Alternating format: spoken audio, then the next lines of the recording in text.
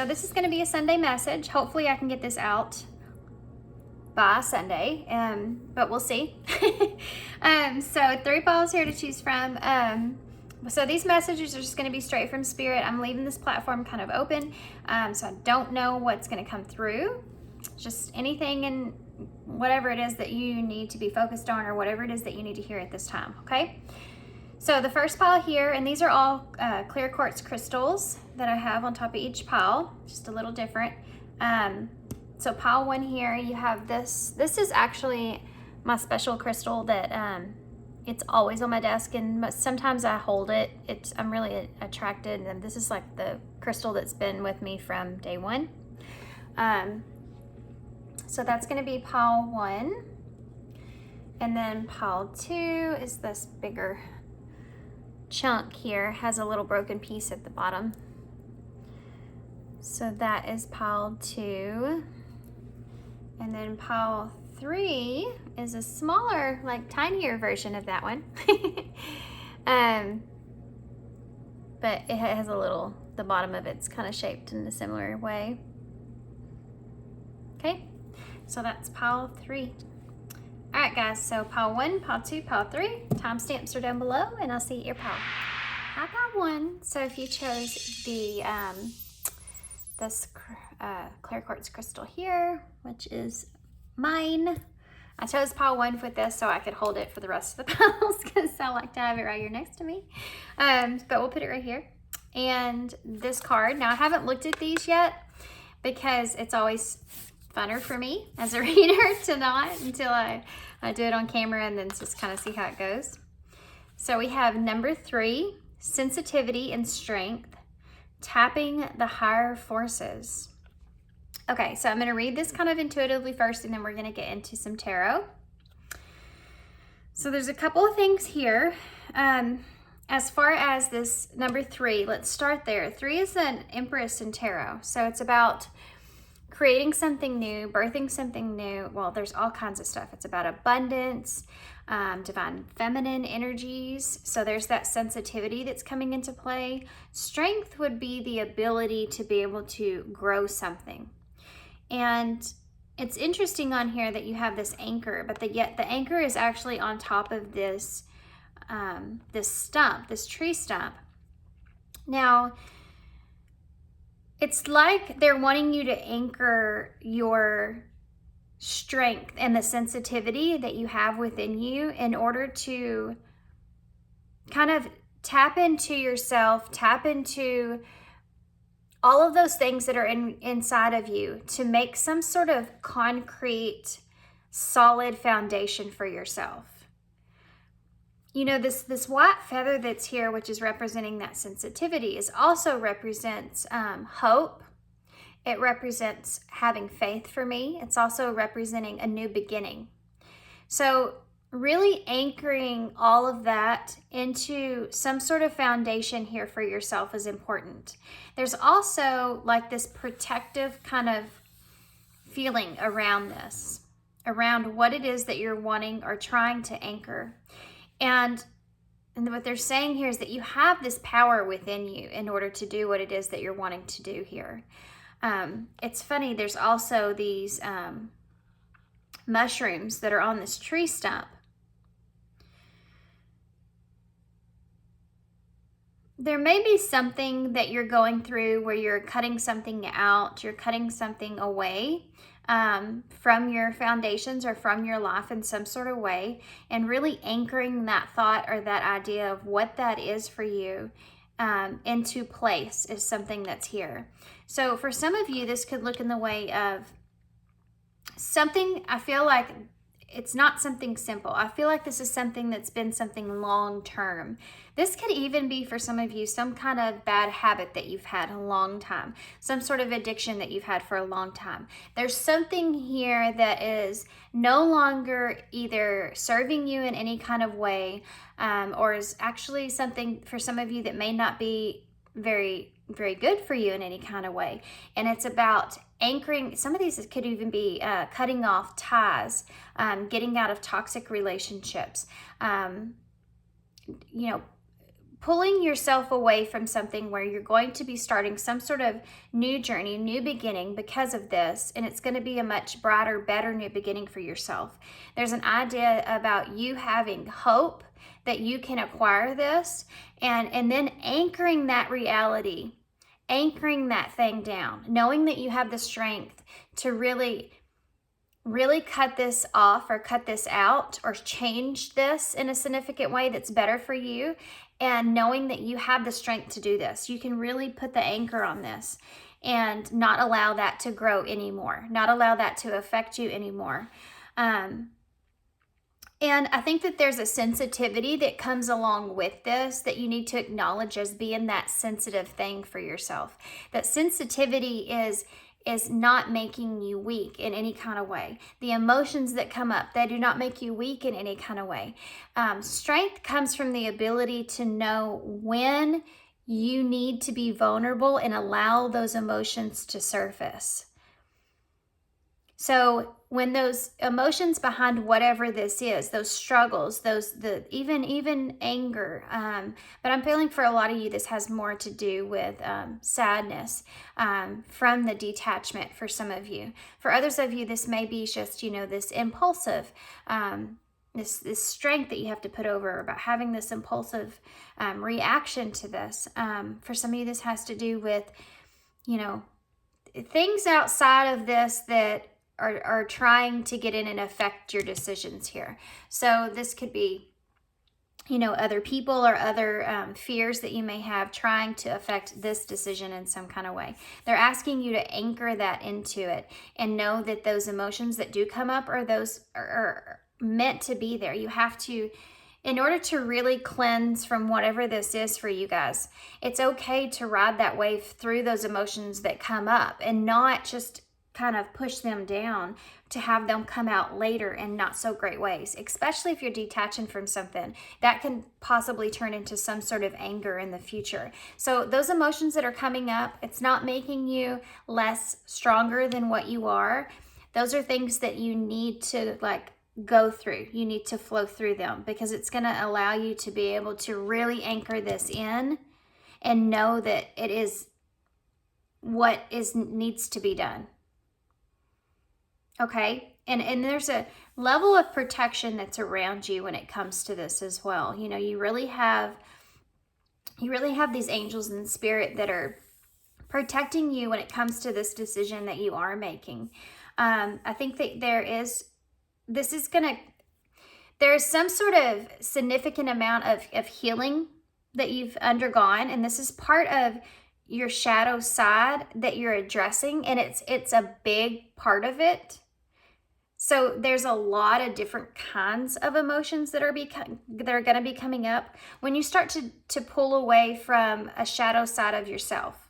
Okay, you start to identify with that and have that self-awareness that that's something that's there, and then you start to change it, which is I think what's happening here.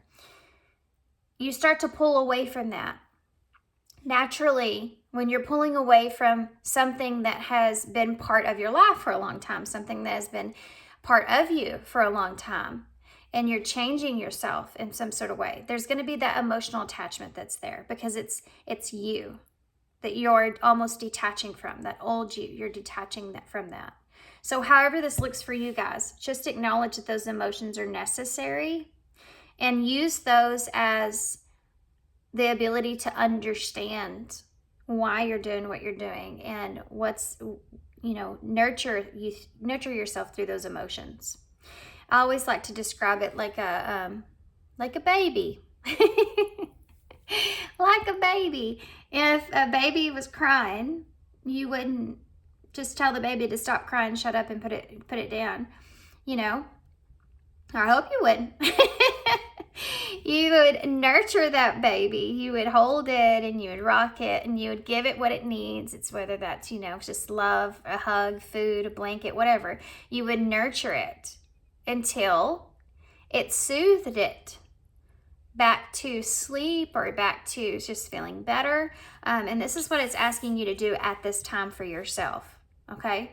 While you're experiencing this. Because I don't feel like it's something that's easy for you guys. Okay. So, a couple of things. I'm going to get a few of these with the tarot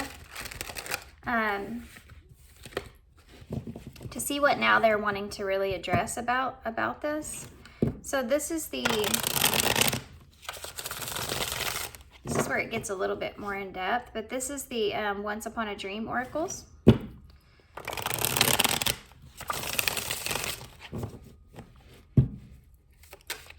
What does pile 1 mean to know?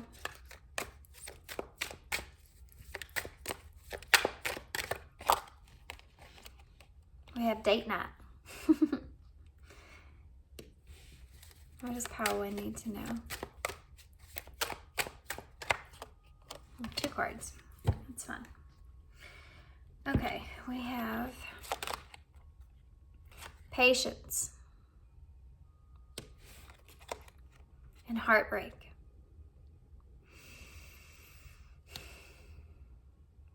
Now I want to focus on where this actually says date night. So this doesn't mean that this has to be an actual date. This could be a date that you have set.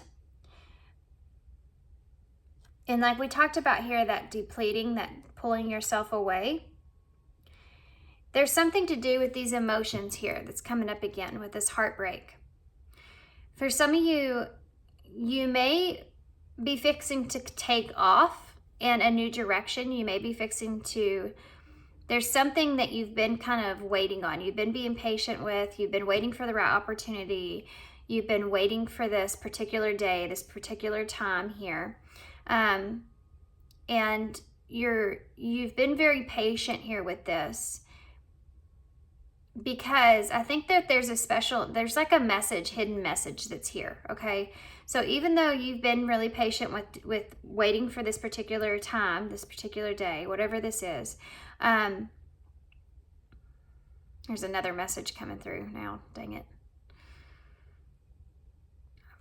For some of you, you've been waiting for someone else at a particular, you've been waiting for a particular moment for someone else to come in, and you've been patient, and that's something that hasn't happened. Or it may not be a person, it could be just a dream or something that you've been wanting, waiting for a certain kind of date. You've been very patient. That's something that's not happening, and it's causing these emotions to come up, this heartbreak, because there's a energy here of knowing that it's time to pull away from whatever that is. For some of you, there's a dream here that's not working out for you in the way that you anticipated. It's not coming together in the way that you thought.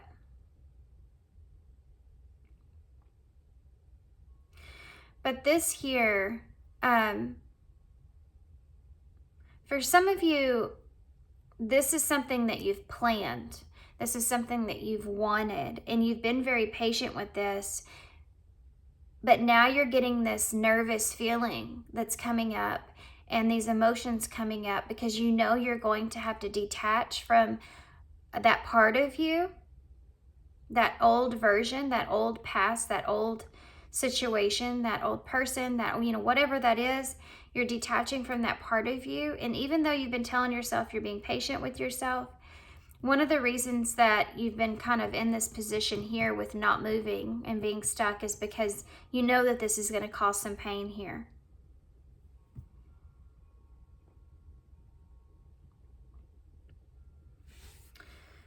Interesting. So we're going to use the Tarot of Magical Moments. And this deck I actually have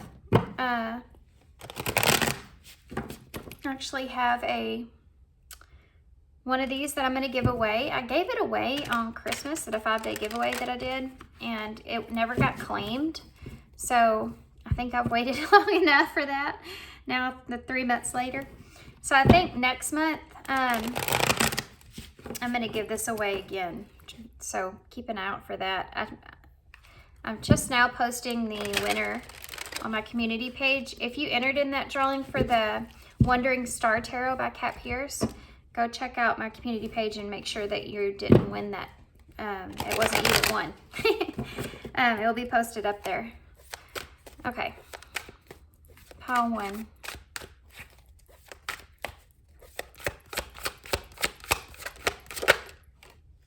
The devil. The devil. Capricorn energy. Funny, we talked all about that mushroom being there. You literally see that here. You still have an attachment to this thing.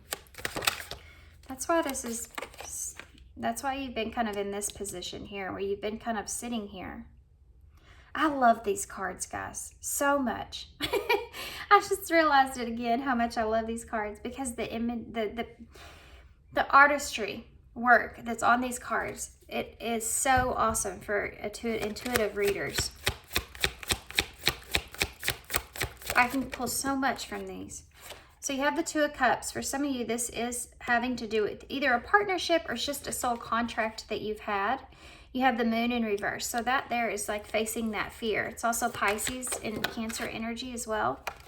And then you also have this Queen of Pentacles. So this has to do with the solid foundation that you have here for yourself. This lady here and this lady here look very close, very similar. And they're both looking in the same kind of direction, which is, I would feel like it would be this anchor here. So the Queen of Pentacles is Taurus energy for me. And she's very close to Empress energy. She has a lot of abundance, which I think is something that we kind of talked about in the beginning. But she has, with this Empress, the number 3, but she has a lot of abundance. She is the Queen of the Pentacles. So we think of Pentacles and we think about our time, our money, our possessions. So she is abundant in all areas of that. So much so that with her nurturing side, she can freely give to others in some kind of way. This is either the wife or the mother card. Particularly the mother card for me, because of the giving nature that she has with others. You know, she has those pentacles and she can give to you freely whenever she feels that you need that nurturing energy. You need that nurturing, whether this goes in the way of money, possessions, time. So she can give herself in those areas because she has all the pentacles. She has all the pentacles. She has all that to give. Okay. Let's get some clarifiers before I get too far into these other energies, because these are kind of a little bit more difficult. For some of you, this could have been a relationship that you've been attached to here. And this can look in any way. It doesn't have to be romantic. It could even be a partnership that you've been in. Some sort of, even the Two of Cups can also look like a contract when it comes to, for me, the way I'm seeing it here, a contract in that something that you've had that solid foundation in. So it could even be a place in your life that you've had, like, let's just say, I don't know. Let's just say smoking. You know, you've had this contract with cigarettes forever. You know what I mean? And you're like breaking that contract of that. It could be something like that, or it could be something like a career that you've had and wanting to change that, a location that you've been in and needing to move away from that, a home that you've been in with someone and needing to break that contract there, a particular major that you have in college and you want to change that. You know, just think about it in a bigger kind of way. Just make this a little bit broader here for everybody. And then you have this Four of Cups that's here. So this is a card of really sitting in between, needing to pull yourself away, facing that fear of doing so and grounding that, and then having this attachment that's still here, that's tied into this in some way. And sitting and thinking about this, but not feeling comfortable where you are and knowing that that's the reality. You've been almost kind of placing yourself in the shadow side of this, even though the sun is there that's shining light on what needs to be. It's because of this attachment that you have here. Why is the devil here? For some of you, this is a codependency that you have here. But I feel like a lot of you, this is like something that you've never done before. I also feel like there's it's an independent thing as well. Something very independent that you've never done before in an independent way. Okay, why is the devil here?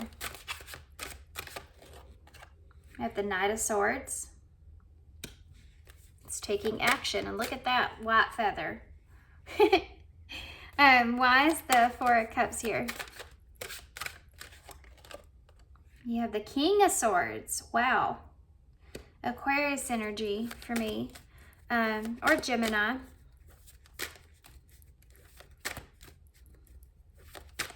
That's what I see from those two. So let's see what the Two of Cups here is.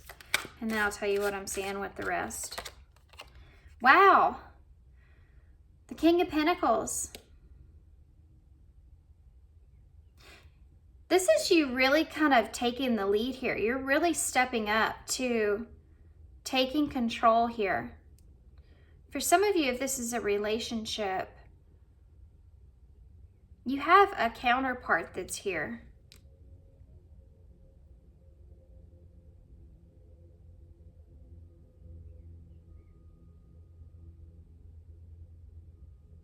But this counterpart's on the other side of fear.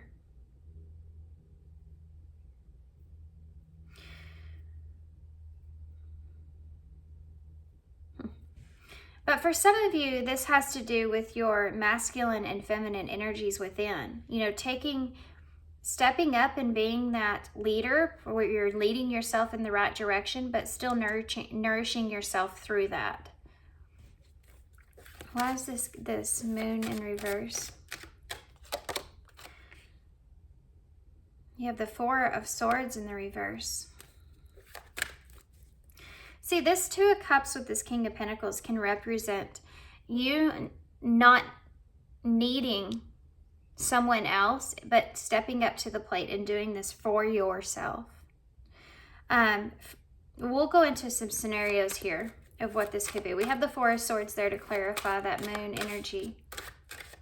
Why is this Queen of Pentacles here? Tell me about this Queen of Pentacles.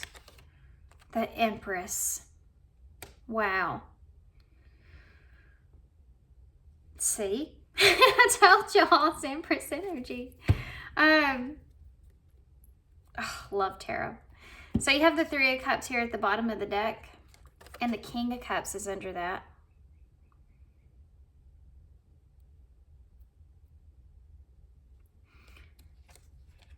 And you have the Six of Wands that's under that. With the Three of Swords and the Six of Cups and the Six of Swords. Okay. You have all these sixes that are underneath the bottom of the deck and all these threes that are here.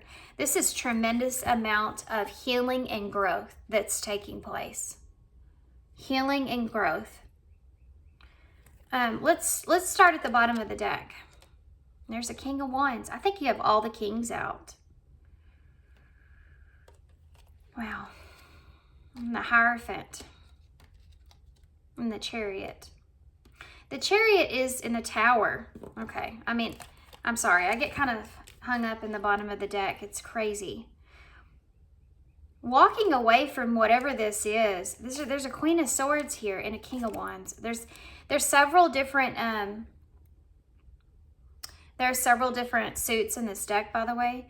But I'm going to stop. I'm going to stop with Justice. Let's stop with Justice. My gosh. So Justice that's here, that's Libra energy. So this is part of karma that's playing out in a positive way for you with Justice being upright here.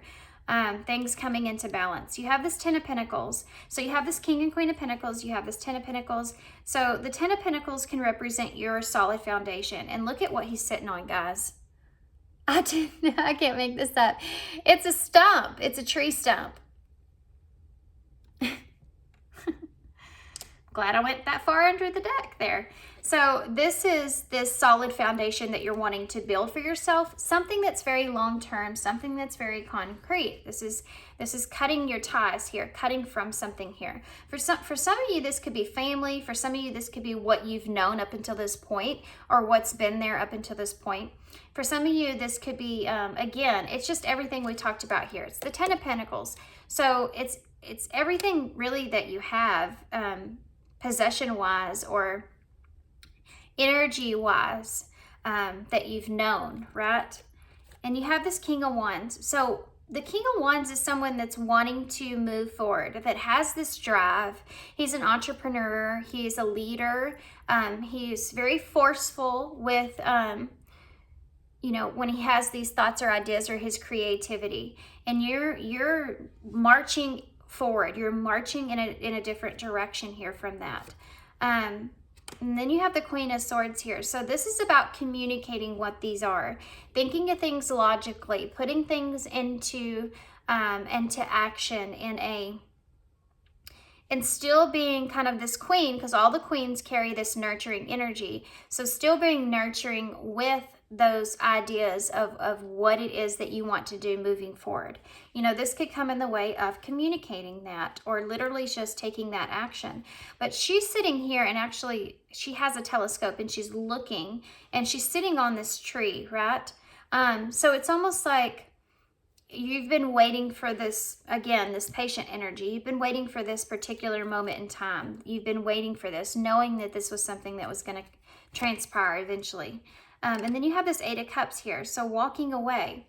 So literally walking away from whatever this is. For some of you, this could be the idea of a soul connection that you have. And we see that there with the Two of Cups. So if this is a partnership, walking away from that. For others of you, this is walking away and walking towards something that you feel like would be more prosperous or more abundant for you. And really allowing... For some of you, there is a partnership here that you're wanting to move towards in some way, and allowing this kind of bridge here to come down so that these two swans can kind of move forward, move on, allowing that to happen. The Eight of Cups, it's like you have all these emotions into this. There's healing here that's a part of that, but you're moving towards... Every time I see the Eight of Cups, all I can think about is when they're walking. They're walking towards their Nine of Cups, which is their wish fulfillment. Then you have the Tower. So you walking away from whatever this is, it's causing this Tower moment. Here's this heartbreak that ties into that. And this idea, look, knowing that this Tower has to come down. You see how the Tower's crumbling, but she's still holding on to it as much as she can, which is this attachment that you've been feeling here. Then you have the King of Swords in reverse. So to have the Queen of Swords there and the King of Swords here in reverse, and you have a few counterparts out here. For those of you that this is a partnership, whatever partnership you are detaching yourself from, you and this other person do not see eye to eye on how to structure whatever this is, okay? The foundations of whatever this is. And for some of you, this could just be that this is basically saying that don't lie to yourself anymore and thinking that this is something that's going to continue to work. This is not something that's working, because it keeps, it's crumbling you. It's crumbling you down. And you're not going to get on the same page there. And you may have tried different ways, and especially if this is some dream you've had, you've tried and tried to make something happen in the same way.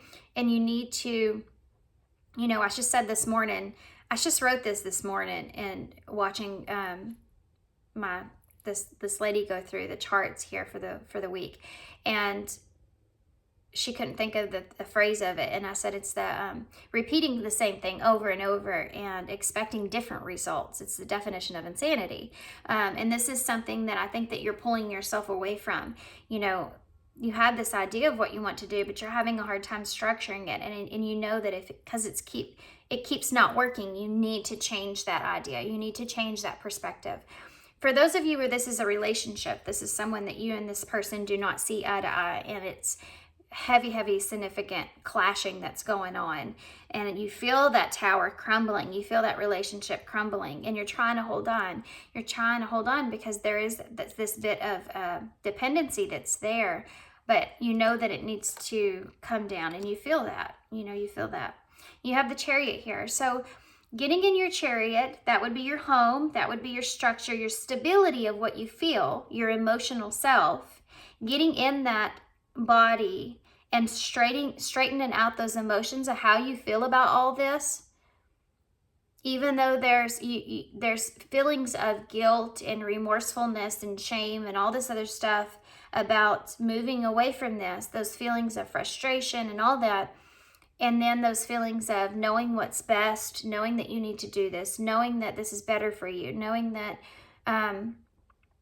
this is what's going to lead you in the direction that you need to go, and all that, and putting that together and acknowledging both aspects and moving yourself for your highest good, towards your highest good.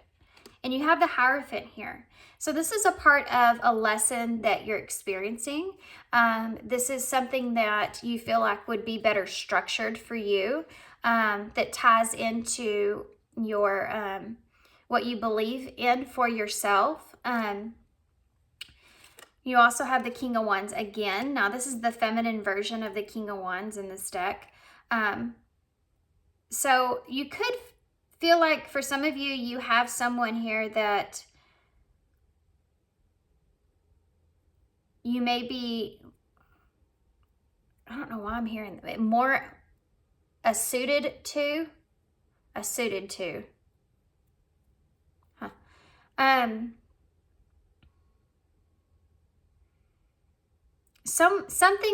Something about, again, you have this feminine energy in that King of Wands. So really kind of stepping up and moving towards what you feel like is going to be best for you, and nurturing that feeling, nurturing yourself through this. Maybe because not everyone else is, or no one else is. Nurturing your ideas or your thoughts. That was kind of strange. We have the Seven of Swords here. So moving, yeah, look at this. She's picking up this egg here.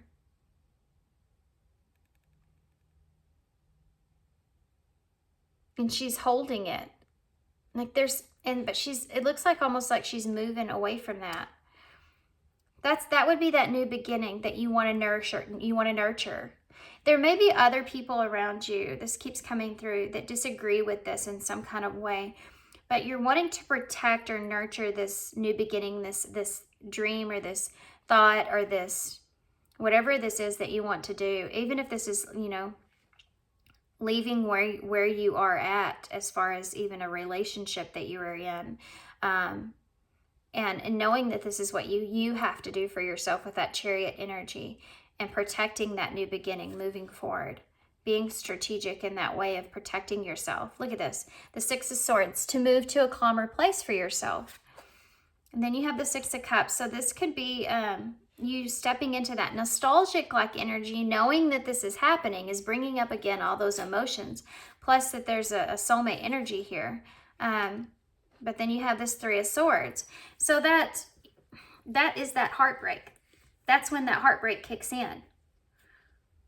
You know you have to do this for yourself, but then you know that this is going to cause some pain within, because you're detaching from, past memories that you've had there. For those of you that have had some kind of like an addiction to something that you're pulling away from, it's almost like that. The reason that that's painful is because that may have been that thing that you've relied on to get you to feel better, and thinking about, it's true, when even if it's something that's not good for us, we still go through naturally a period of nostalgia about whatever that is before we pull ourselves away from it. Thinking about when you first started that, and then some stories behind that even, some of those things, because it's almost like that dependency that's there, our minds kind of are trying to hold on to what's most comfortable and what's most stable for us, that security that we have. So it's natural to go through some of those feelings. That doesn't mean that it's like, no, don't. It's that your mind's desperate need to pull on to something that's still there. And it causes these emotions to come up for a reason, because it's part of cleansing, detoxing completely from it. You know, think of your tears as that detox, that cleanse. And then you have the Six of Wands. So you go from that to wanting to be successful, wanting to triumph, having victory, wanting to be victorious over the pain, over the heartbreak that you have here. And then you step into this emotional balanced place with this King of Cups. And then you have this Three of Cups here. So having this, for some of you, moving towards this emotional supportive energy that's here. You know, there's something to do with 3 cycles here. You have these 3 hula hoops.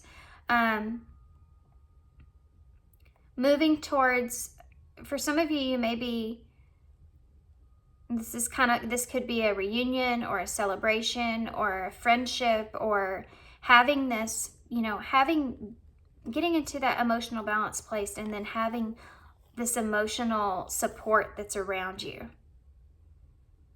within that's there with you after, you know? And for some of you, this could be some sort of reunion, or just there's like this supportive energy that's there with that when it comes to your emotional self. So let's go through this real quick before we get some closing cards here. So this Knight of Swords here with the Devil, this has to do with that communication. So actually communicating something, communicating that new beginning it is that you want. She has that paintbrush in her hand. So communicating that thought or idea. Her dress, it says, right is worth the cost. Right is worth the cost. Okay? Yeah, and it's like, something is costing you in a way, because you're having to experience the pain of the pulling away from it. So, but you feel like this is worth it still, right? This detachment is still worth it.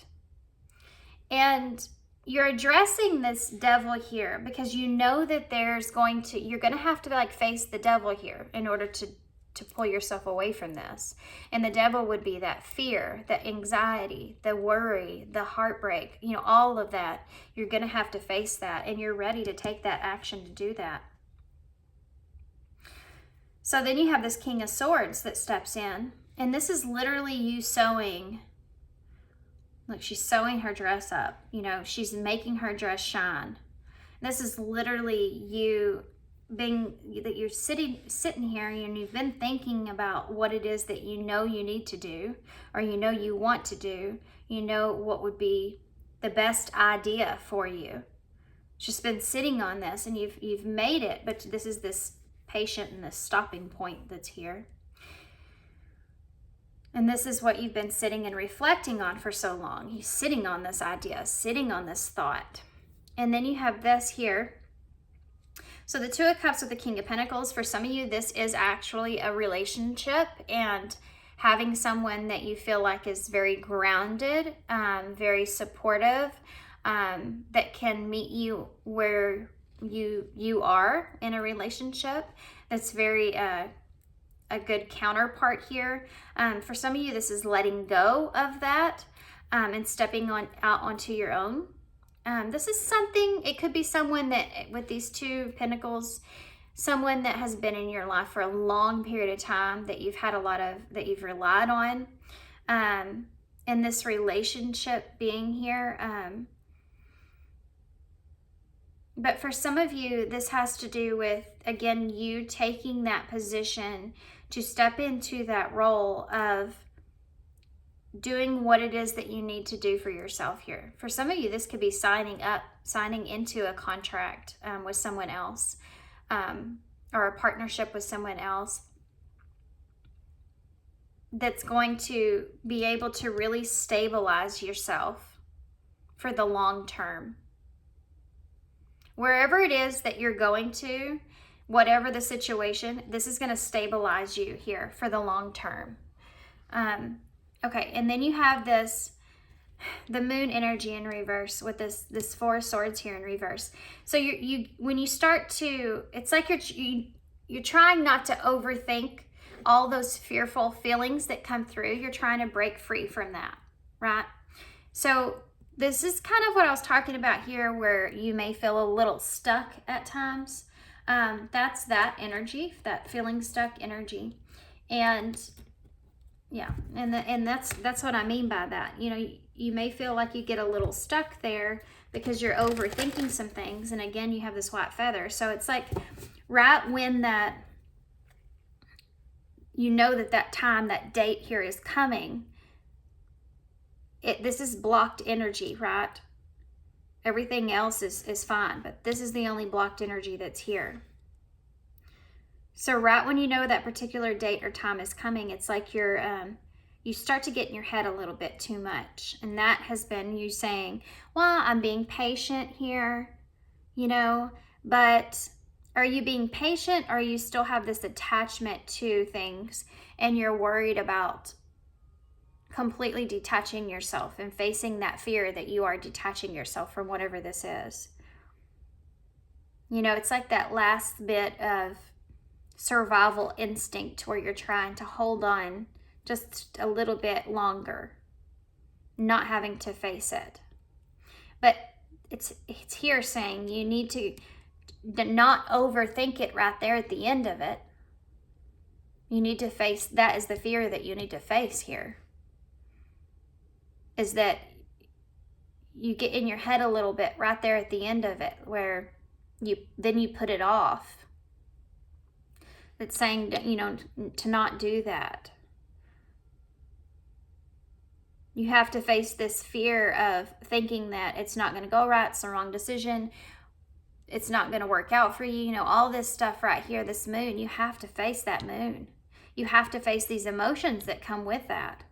I think that's what you've been putting in the back burners, because you know that these emotions are going to come up. But you have to get through it in order to have what it is that you want, which is right on the other side of that, which is this, you know, this Empress energy we talked about, birthing something new into your reality. If this is a person here, this is a very nurturing energy that's here. And you literally have the baby that's on this card. And I talked about that, nurturing yourself.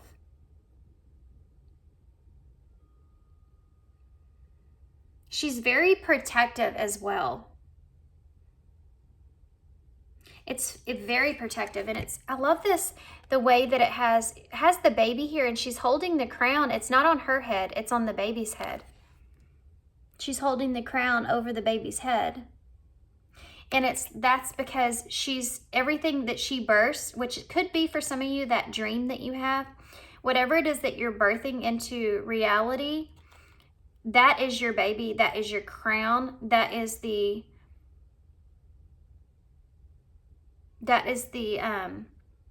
what's the word I'm trying to think of? Yeah, that is what you want to protect. This is what you're trying to protect. For some of you, this is yourself. For some of you, this is a dream. And it could be, you know, it's just going to look a little different for everybody. It could be a relationship. It could be whatever this is that you want to protect. Could be an actual child for some of you.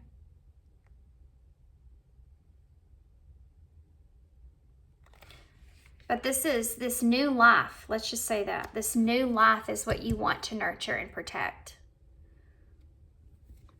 And what you want to give some time and energy and effort into. Okay. That's just all moving on in this deck.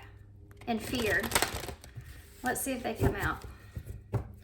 Anything else I'm missing here? So this is going to clear up anything that I have missed, and then we'll get a Soul Truth Oracle to close. What have I missed here? Anything that I've missed? Okay. So we have the guarded with the number 10 and trust, which is also number 10, number 37. Trusting in the closing out of things. And this barbed wire, it's coming up. So I didn't mention it here, but it came through. So underneath her dress here, you have the I don't know what you call these in flowers. I should. Where the nectar is, right? But it looks like barbed wire. And when I was looking at this card, I was thinking that looks like barbed wire, which is what made me feel that protective kind of feel that was going on. Now it's coming up again here in this card. You have this guarded here with the barbed wire around your heart, guarding your heart. So this is this instinct that I was talking about. You want to guard your heart from any kind of the heartbreak that this could cause or heartbreak that you could go through because of this. And it's asking you to trust that this is the right direction to take. Trust in this ending. Trust the guidance that you get from Spirit. Trust the intuitive nudges that you're feeling. Trust trust in those emotions when they come up. And also look at that, moving on. Partnership. Trust in the partnership. This is a new understanding or new level of trust. And then you have stress here. Cleanse and detox from unnecessary commitments. You know, that's part of this. In order to create something new here, Empress energy, and give time, energy, and effort into that, you have to cleanse yourself from anything that's not necessary for you, which is moving away from what's no longer serving you here. And this is what we talked about in the beginning. This is about, remember, we started with tapping the forces within. And caution. Number 22, which is the number 4, which is about that foundation. So that detaching from what was once that stability, what was once that structure for you, that's you know, that dependency that was there, detaching from that, that's coming up, okay? Pay attention to that as being that instead of it being the wrong decision. You can step into this cautiously. You can always move towards something that you know is right for you. And if you're worried, just do it cautiously. Just be aware. You have the ability to do that, to be aware. Okay. So there's your soulmate here, and true love is here too. So, and it's the number 3. This is Empress energy. And you get it here. We started with it. So for some of you, this is a connection that you're moving into. It's like you're getting rid of that old life that you had, and you're moving into that new connection. For some of you, this could be actually moving in with someone and having to trust that that's going to be a good partnership there. The divine will provide you with love when you're ready, and you have true love right next to that. Yeah, opening your heart up here and allowing yourself to now have this next stage, your next level in your life, you know, evolving in your life is here. Tell me about trusting. Look, trust in true love. Trusting that this is the real deal, because the divine will provide you with love when you're ready. So you're ready for this. And for some of you, this could be just that dream that you have. That's like your true love. That's like your baby. We have denial. Failure to accept a situation. Unhealthy cycles or addictions. So that's coming up. For some of you, this is the unnecessary commitment there that you need to detox or cleanse yourself from. It's stressful. It's not going to be easy. Acknowledging that this is stressful, you know, but again, nurturing yourself through that, coming out of that unhealthy cycle that's there. And look at this. You have the World card. It's the number 21. And it says confusion. And the bottom of the deck says, I don't know why this happened. Isn't that crazy?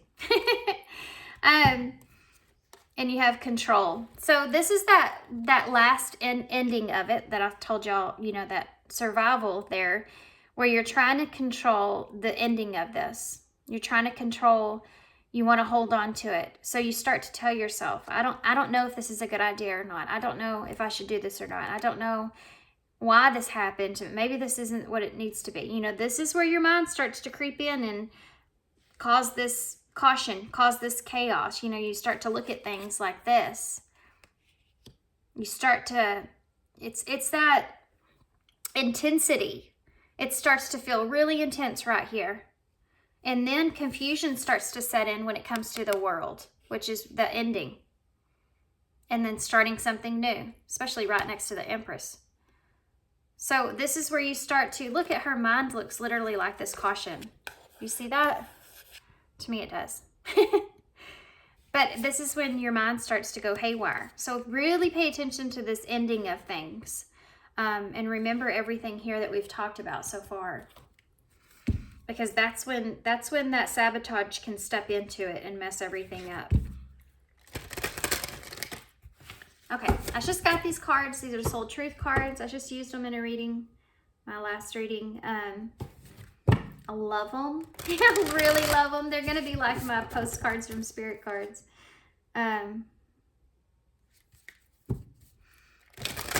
So let's get a couple of these. Maybe I'll get two. Let's see what comes out. I have a card here, please. I am consistently showing up. Yeah, show up for yourself. I'm going to take this one too. Look what it says. How can I surrender even more in this moment? So let's read these. I'm consistently showing up. Some trade their dreams for comfort. Look at that, guys. So for some of you, this is a dream that you have. Some trade their dreams for comfort, yet comfort is the enemy of progress. Yes, exactly. Success requires showing up every single day, even when you don't feel like it, and even when it feels uncomfortable. It takes guts and an endless vision to stay consistent to your dream. Today's soul action. Journal where you can be more consistent in your life in alignment with your soulful goals. Then show up. Yep. Yep. I love that.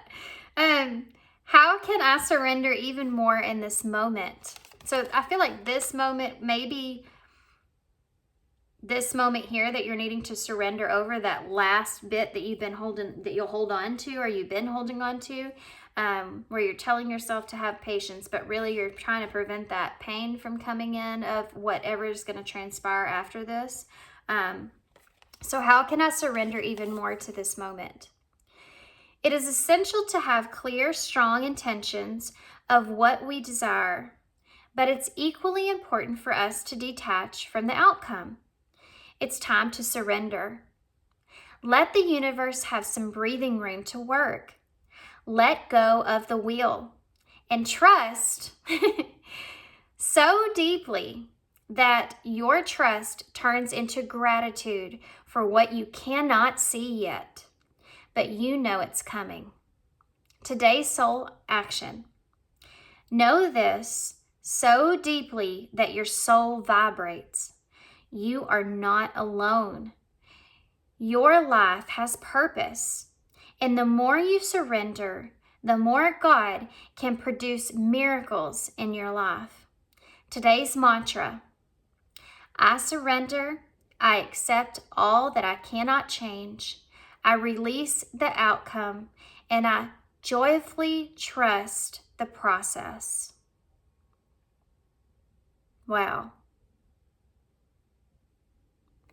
That's awesome, guys. There's also a song that came through when I was at the end of that. There's a song by Leanne Rimes. It's called Things I Cannot Change, which is what it says down here. You may look that song up. Leanne Rimes, Things I Cannot Change. It's a very, very awesome song. It's a very sweet song. She has one of the most beautifulest voices, I feel. And get a box of Kleenex because it's going to make you cry, but maybe it's what you need. You know, maybe you need to have this. You need to have this heartbreak. You need to let this go so that you can take a deep breath and move on. You know, it's funny, I had a friend text me. She lost her mother not long ago, and she struggles from time to time, and she reaches out for, you know, she just feels like I kind of help her in some ways. And she reached out to me actually just last night, and she said she's in college and she's trying to get some work done, and a song came on that reminded her of her mother, and she's struggling, and she said, I'm crying, I'm struggling. And you know, I just told her that she needs to get it out. You know, sometimes when things like that happen, when we listen to when we hear music, it's not spirit being mean to us, you know, wanting us to cry. I mean, yeah, they want us to cry because they want us to get those emotions out. You have to get those emotions outside of yourself. You have to feel them. It's just like when you cut yourself and there's pain there, but the pain is significant. The pain's telling you where it hurts so that you can address it, so that you know where the wound is. You know, you have to have those tears come outside of you so they don't create that toxicity, so that you can heal. It's part of the healing process. There's a lot of L's in the bowl. You also have and I didn't finish my story. That's what I told her. I said, she said, I'm having a hard time focusing what I need to do. And I said, girls, just let it out. That's why that song showed up. You need to just let all those emotions out.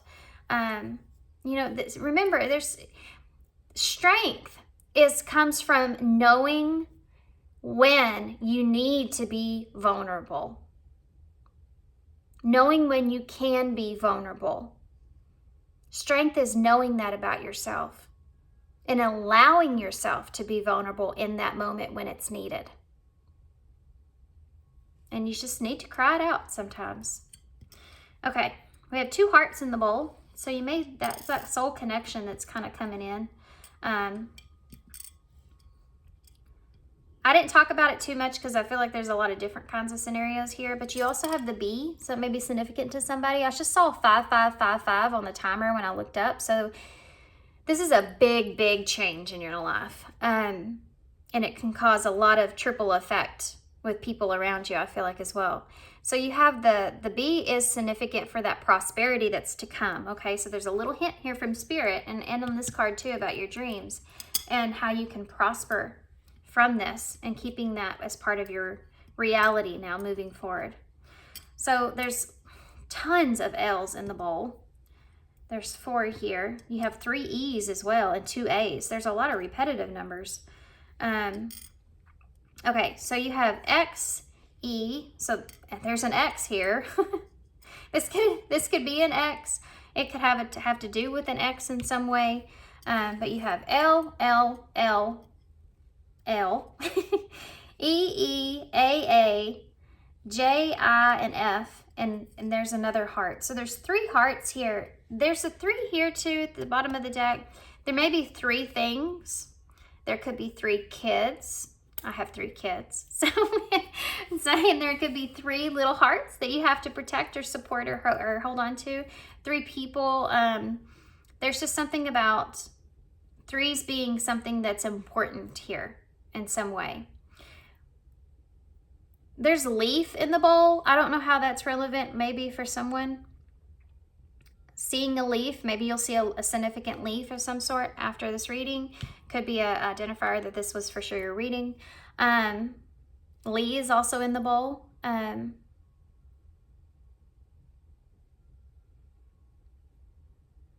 I don't know what else. Lexi is in the bowl. Okay, I'm gonna hold this up so y'all can see. And I'm gonna leave you here.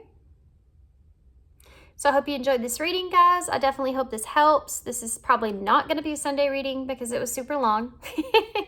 And these do take a while to upload, so it may not get out till Monday. But I hope you enjoyed this. Good luck to you guys moving forward. And thanks for being here. Thanks for all y'all's love and all y'all's support. And I hope to see you soon. Bye. Hey, Pal 2. So if you chose, this is the big chunk. It's not really big, but it's big. I mean, I guess it's big for me. It's the biggest one probably that I have. But it's the, I'm gonna show it y'all up close. It's really pretty. Okay. So if y'all chose that one of clear quartz crystal there. So I haven't looked at this yet. This is part of the excitement for me. So I can't wait to see what this is going to be about. So we have number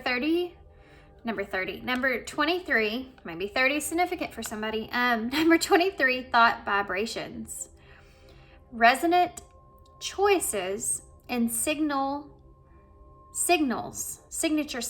Boy, I couldn't get that out. Resonant choices and signature signals. Okay, what I'm going to do is I'm going to read this first intuitively, and then we'll get into some oracle cards and to start, and then we'll get into some tarot, okay? Okay, so thought vibrations. So maybe right now you're having a lot of significant different kinds of thoughts that are going on, newer thoughts, things that you're not familiar with as much. These may be, obviously with resonant choices, these could be choices that you currently kind of resonate with when it comes to your belief system. I feel like this is something big, okay? Because 23 is 5. 2 is the choices, 3 is the growth. So you've had some growth here. 5 would be that change that's transpiring, significant changes that are transpiring here. It's almost like maybe your old belief system is kind of falling. I feel like the word that I'm looking for is shattering in some kind of way. There's some new ideas and new thoughts that are coming into your vibration here. Signature signals. It's almost like for some of you may actually be getting significant signals or from the divine. You know, spirit may be sending you these messages, kind of planting these things in your mind. This could come across in the way of dreams. Now, as a more down to the 3D here, I feel like because of that processing through even the dream state, so when it comes to your reality and implementing that into your reality, it's like you're taking some of those things that come into your subconscious and you're putting them into these ideas or belief systems that you have into your reality. And because of what's going on with you there, with those vibrations mentally and your thoughts, you're changing some ways that you're looking at things, okay? And you're thinking about things maybe are coming up that you haven't necessarily really put a lot of thought into. So when it comes to our belief systems, things that are embedded into us early on, that it's just the way that it is, and it's the way that it always has been. And we don't really second guess or question those things as much. And I think that could be part of this for some of you. I think this could be a pattern of things that you're doing, even some shadow work that may be playing into this. But this could also just be like a belief that you've had for a long period of time and kind of questioning some things, having some different ideas about certain things. It's like your vibration your thoughts are changing your vibrations. So you may actually currently be vibrating on a higher frequency because you're having all this new awareness that's coming in. There's also like this sense of wanting to protect yourself in some sort of way. And I talked about this a little in pile 1.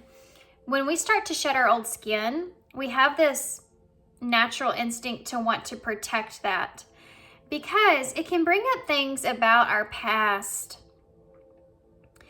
that in some ways where it may make us feel shameful for maybe a particular thought that we've had, or a belief that we've carried for so long, and how that maybe that belief has affected not only us, but maybe people around us. It may be even some choices that you've made around that particular belief system, and how it's kind of created a barrier from you to be able to really love or really be happy or really, and having this effect, having that awakening that maybe those things have kept you in a state of even depression, or a state of, feeling not so great about yourself, a state of feeling like you need to be shameful over certain things. When you kind of wake up to that, there's this protective instinct that you have where you want to protect yourself from having to feel those feelings. And so you try to make sense of it all. So you could find yourself kind of pushing all that to the side, but it kind of keep coming back in, and it's hard to keep it away. And it's because those thoughts, your vibrations are changing. You can't unsee those signals. It's like, the easiest way to describe it is, no matter what this is entailing, it could be something big, or it could be like a whole belief system.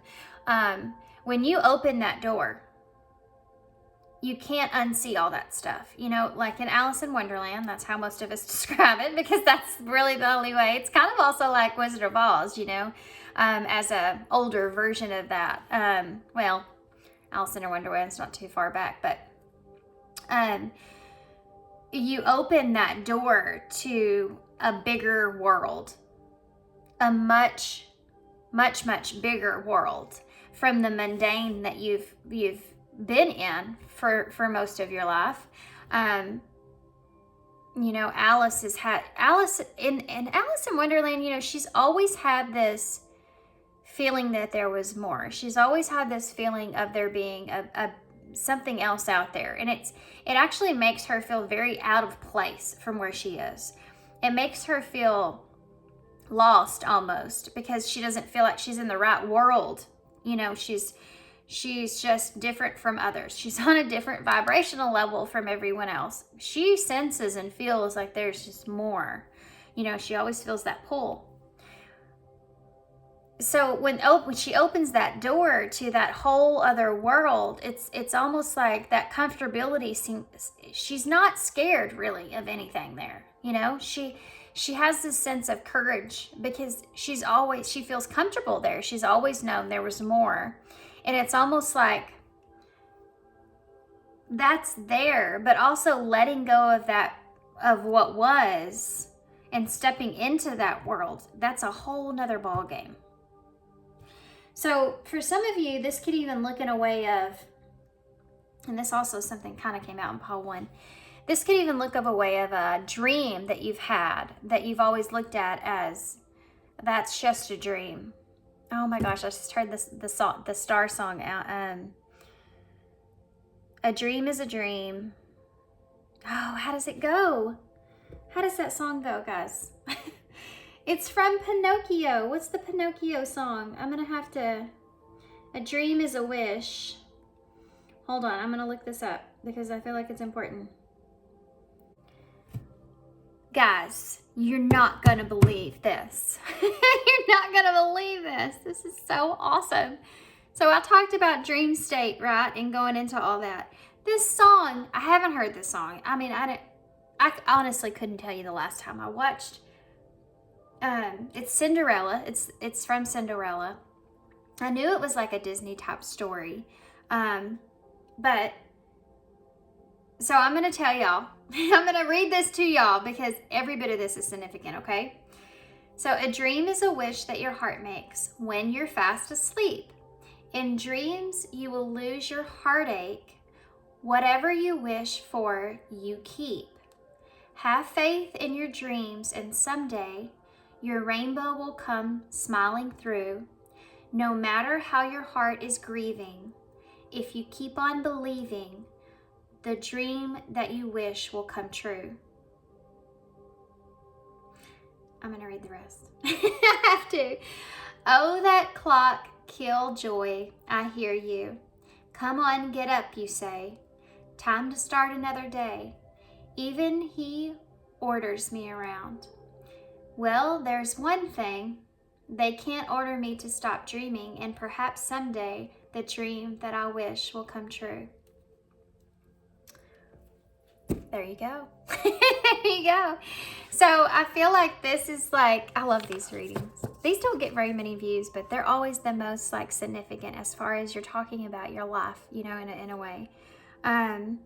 Everybody wants to know about their love life, but you know, if you create a good sense of stability mentally when it comes to your life itself, then love will come. In the best ways, you know. So let's talk about this. In your dream state, like the song says, you go to a place to where, just like I told you with Alice, it's a world where everything feels right. It's a dream, and there's no heartache there. So that might be also something that's really significant here. Allowing yourself to dream and you being in that place. So during when you're not in that dream state and you're awake and it's still in your subconscious there, something that you still think about a lot, and it's changing your vibrations and the way that you see your reality and how you can accomplish certain things. So it's like you're looking at that dream and questioning if that could be something, that dream could be something that's a reality. Because in the dreams, you don't feel all of the fears, the worries, the heartache, all that stuff that's going on. It's just something that's there to enjoy. It's just that rainbow, like the song says, for you to enjoy. And then, you know, she talks about even in that, in the movie, she talks about, you know, when the clock goes off and then the girls start yelling at her. It's like jumps you out of that, and then you go back into reality. And you're in that mundane kind of situation there. So whatever this is that you have in your mind of this dream that you have, it's changing the way that you're seeing your what you believe in that you can accomplish for yourself, what can actually be attainable for you in this life. And I think it's pulling you out of some of those self-limiting beliefs that you have. Interesting. Interesting. Okay, so I'm excited. Let's get into this. For some of you, this may have to do with the relationship, though. I have to say that because the heartache thing that came through. For some of you, this could have to do with being in a place to where you're dreaming of something that you want, or a relationship that you want. You know, the idea of that. And you not having to experience any kind of pain or heartache in your dream. You know, you don't have fear in your dream. Okay, so we're going to grab a few of these. It's also helping you. It's helping you release the fear that you have. Your dreams are actually always purposeful. I think people don't understand that. It's your subconscious, you know, it's a whole nother place. It's a whole nother world of things that you don't, during your human experience, you know, you don't, we hide those things because they don't make sense to us for whatever reason, you know. Self-limiting beliefs is one of those. They don't make sense to us, but in our dream world, everything makes perfect sense, you know, and that kind of thing. Okay. Pile 1. What do we need to know about pile 1? What else can you tell us here? We need to know about pile 1. Funny too, these are Once Upon a Dream Oracles that I'm using from Moonmoth Goddess. Okay. Let's take this one. We have hope. Yeah, it's giving you hope.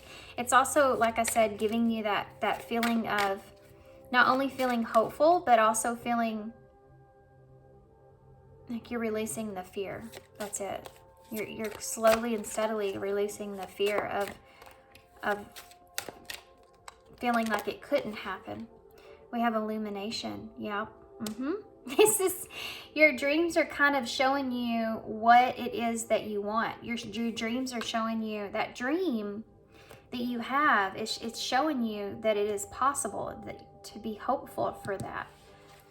What else? It's sparking new ideas. You know, that flame there. It's sparking these ideas, this awareness. Disappointed. This is what I was talking about with that hope being there.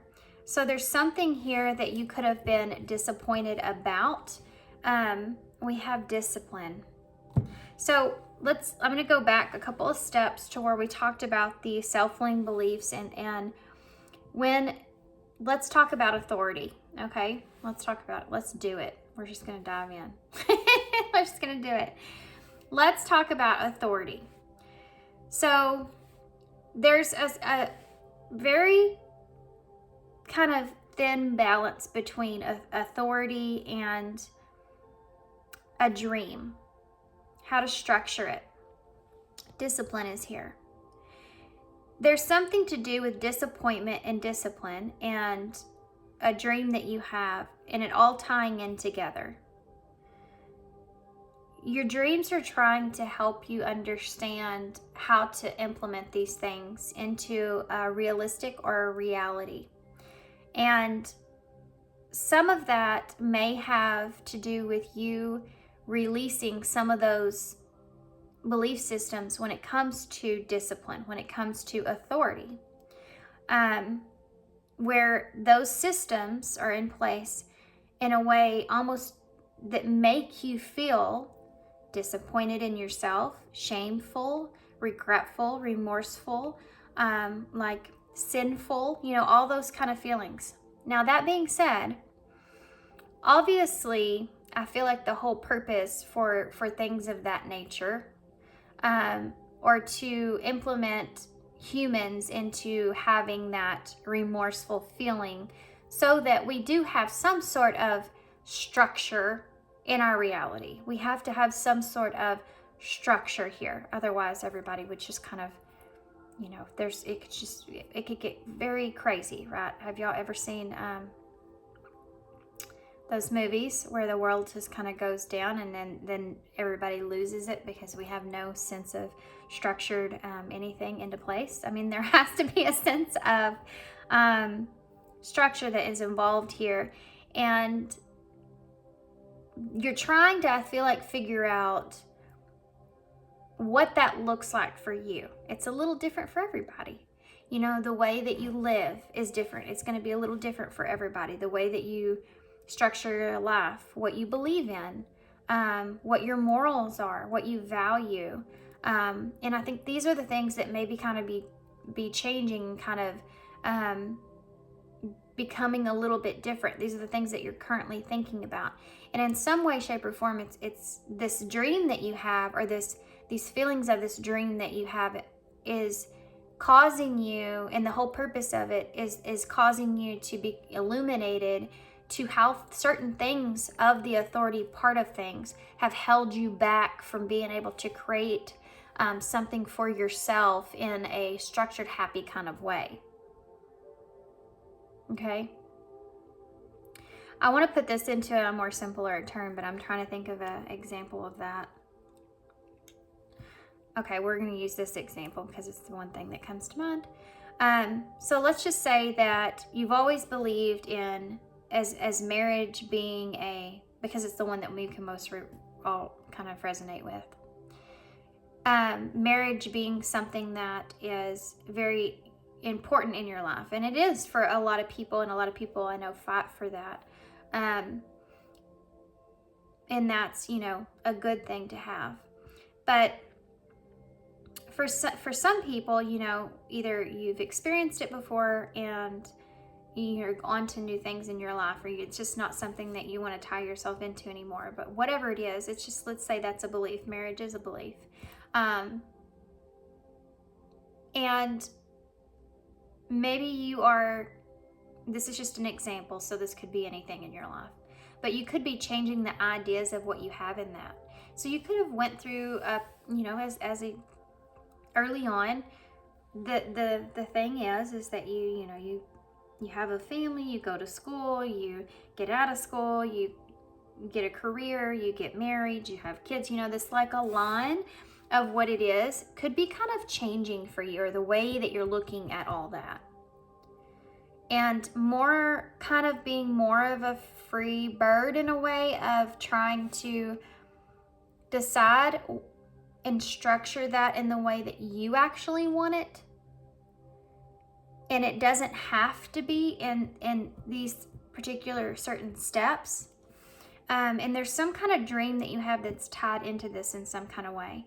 But even thinking about that, thinking about not aligning with what everybody else is kind of around you perhaps has aligned with, and stepping outside of that could automatically push some sort of disappointment on you. But I think that you're trying to decide if it's better to disappoint others and not falling in line to this particular path, or if it's worse to disappoint yourself and not being able to follow some sort of dream that you do have. And I think in your dream state, you go to that place where you feel like this disappointment is not there. This discipline is not there. The fear of any of that is not there. You're allowing yourself to hold that dream in your hand, and how good it feels, and all that is in the reality is causing that vibration to stay alert, right? Because of that feeling feels so great. So now you're trying to figure out in a way if that's something that you can create in reality, and how to feel comfortable in that reality without feeling these disappointments. You're wanting to have that dream into reality. But the battle between that is that there's always going to be someone that disagrees. There's always going to be someone that wouldn't go that route, right? You have Temperance and the Queen of Pentacles. This Temperance energy here is this. You're trying to temper that. So Temperance is where you're trying to balance those feelings. You're trying to balance that dream with that reality. And you have this Eight of Cups here. So walking towards, or trying to walk towards, your own happiness is where you're sitting, I feel like, for most of you. And this is the Six of Cups. So you're in this nostalgia. You're thinking about your past memories, what's important to you, what's not important to you, what you feel like you want for yourself, and you're trying to make this plan here, right? You're holding the world in your hand there. So basically you're at a point to where you can literally create your own world here of what it is that you want for yourself, and however that looks. Maybe you want to, for some of you, maybe you want to get a higher education. Maybe you don't. Maybe you're taking a different kind of route. There's options there. Maybe you're wanting to get and married. That's something that's really important to you. That's something that you fought for. Maybe you don't. Maybe you want to just have a long-term relationship, or maybe you just don't want to have a long-term relationship. Maybe you want to be single, or maybe you want to have a different type of partner, or something in life. Or maybe multiple different kinds of partners. However it is, it's like not fitting to a mold, but kind of creating something for yourself. Maybe you want kids, maybe you don't want kids. It's like all these kind of things, or stepping outside of that line. It's almost, I'm getting an image in my head, and I laugh sometimes when I get images. They're funny, but I see somebody like in a line, and there's a bunch of people in front of them, and there's a few people behind them, and I see them sticking their head out and looking down the line, right? And then looking over here, and it's just being nothing. It's just being clear. And over here, it's just nothing. It's just clear. And they're thinking to themselves, why are we all in this row? Why are we all so structured in this line right here? What's over there? What's over there? Why is nobody over there? And it's like this curiosity of wanting to venture out of the line, you know, that's here, that I'm feeling. Look at that. That Six of Cups came out again. For some of you, this has a soulmate tie in some way. But even look at her, the way she's looking at these three individuals here. You know, you could be thinking about how you've grown up, what that's looked like, how it's worked out, in the relationships that you've seen, or the way that those people are, and wanting to, it's like, just like Alice, you feel like you're like maybe meant for more than what is in front of you, you know? Like you feel this inner calling that you're meant to make a different kind of choice. And looky there, there's the Two of Wands. We may see a lot of repetitive cards now that we're getting them out. So making that plan and holding your future in your hands there with the World. But you may still be at home base. That's what came to mind. You may still be at this, you know, it's like you've made your way out of the house and you're sitting on the roof. You're still attached to this home feeling with this nostalgia that's here as well. But you're looking at the moon again, which would be that dreamy state. You're looking at that and you're emotional about this. You know, there's emotions tied into this of what you want here. But you have this Four of Cups here. So this is this thinking. Right, this is this thinking, and you're still attached or still in this place to where the vibrations are there, but you're still kind of looking at the more protective aspect of things, and what move you need to make, and when you should make any kind of move, and how that's going to go, and what it could become. You know, you're in this place of kind of rest. You may feel like you have some time here, and you feel, the thing is that I think that you feel very grounded where you are, and this would definitely, most definitely be stepping way outside of your comfort zone. So the detachment is something that you're looking at as well, if you want to detach from something like this. It's funny though, but you have this umbrella that's here, which would be that level of protection. And the colors that are on here are the colors of, you know, the lights. Red is stop, and then you have the white that's here, which for me would be that new beginning, right?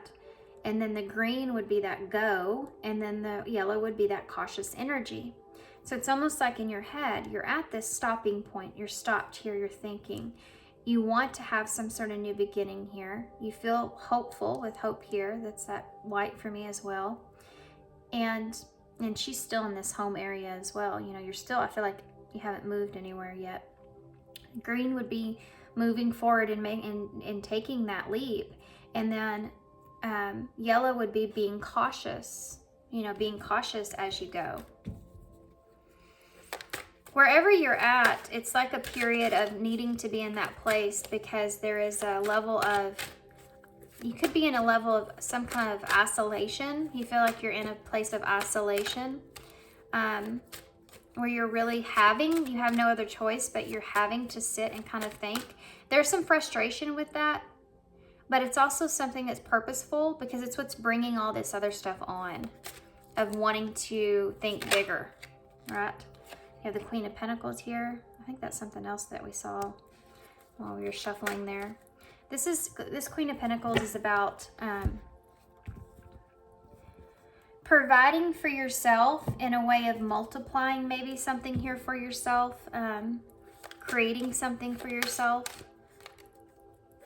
that's grounded. There's still some, this could be someone else too, by the way. You have the Two of Pentacles here.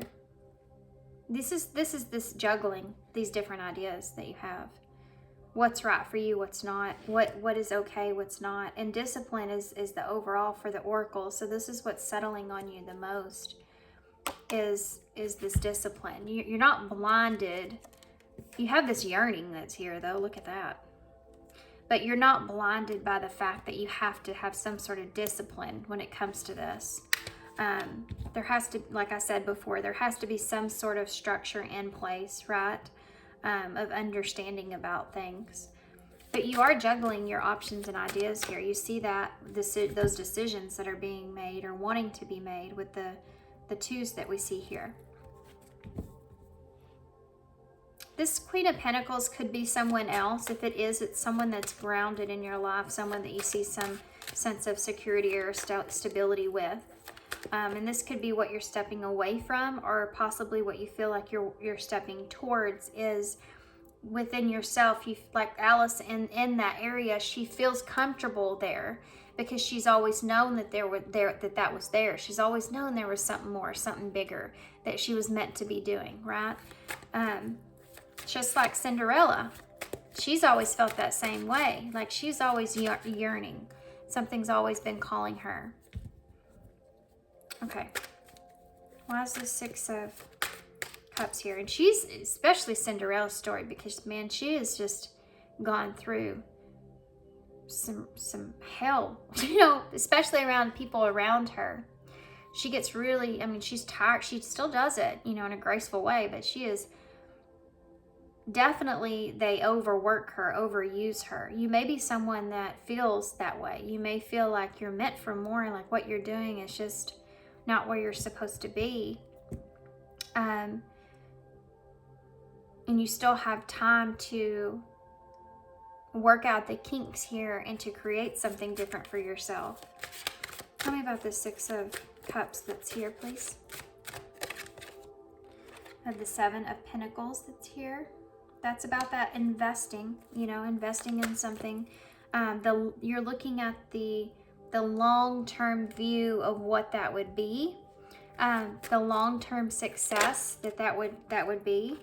You have the Magician here with that Two of Wands. So you're trying to manifest this. You may feel like you're this might be something that you feel like you're pulling out of your hat, you know, but you're manifesting this. You know, you have this ability to do that.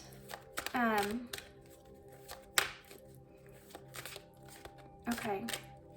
This is about you celebrating your own, what you're meant to be. This is about purpose. You may have always felt like you had this higher purpose of what it is that you need to be doing. And wherever you are, you feel like it's just, time goes by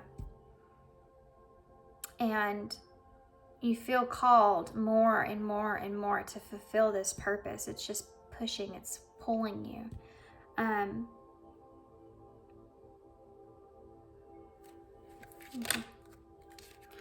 Okay, well, the Eight of Cups and the Four of Swords just popped out. So you're overthinking moving forward here, okay? You're overthinking, you get into this nostalgia and then you're in this nostalgia period.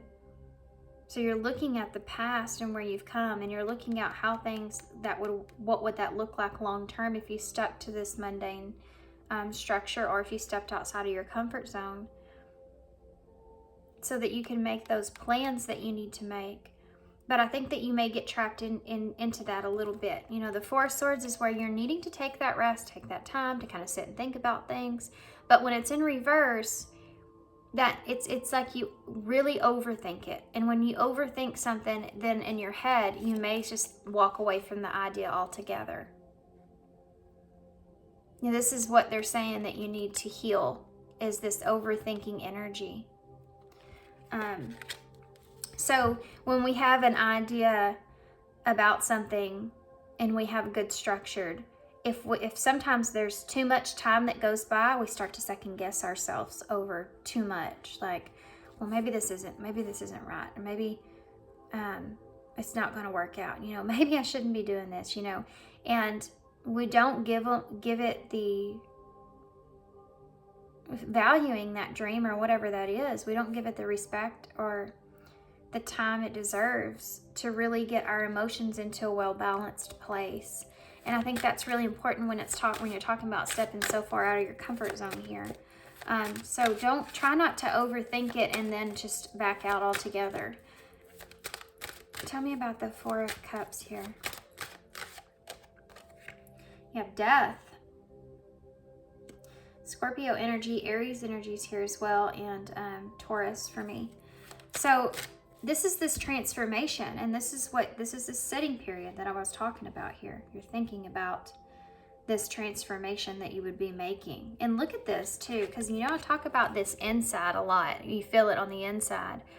And look at how she's blossomed here inside of herself. So much so that it's actually growing out of her. And it's like you've already made this kind of, or you are in the process of making this transformation within. And it's almost like you can't hide it anymore. It's growing outside of you. It's very present here in your mind now at this point. And it's not something that's going away. But sitting and thinking about how this could transform is, I think, where your stopping point is.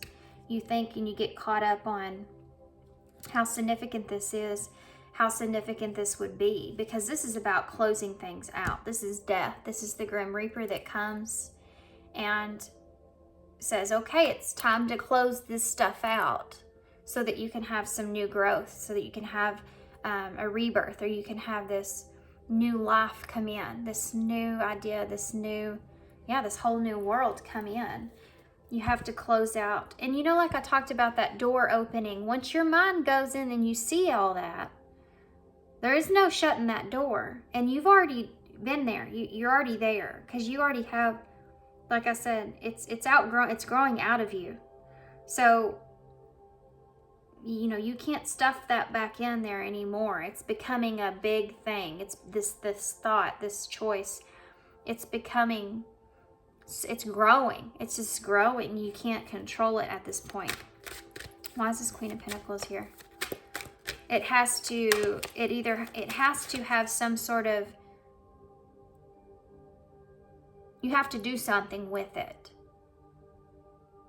Okay. Why is this Queen of Pentacles here?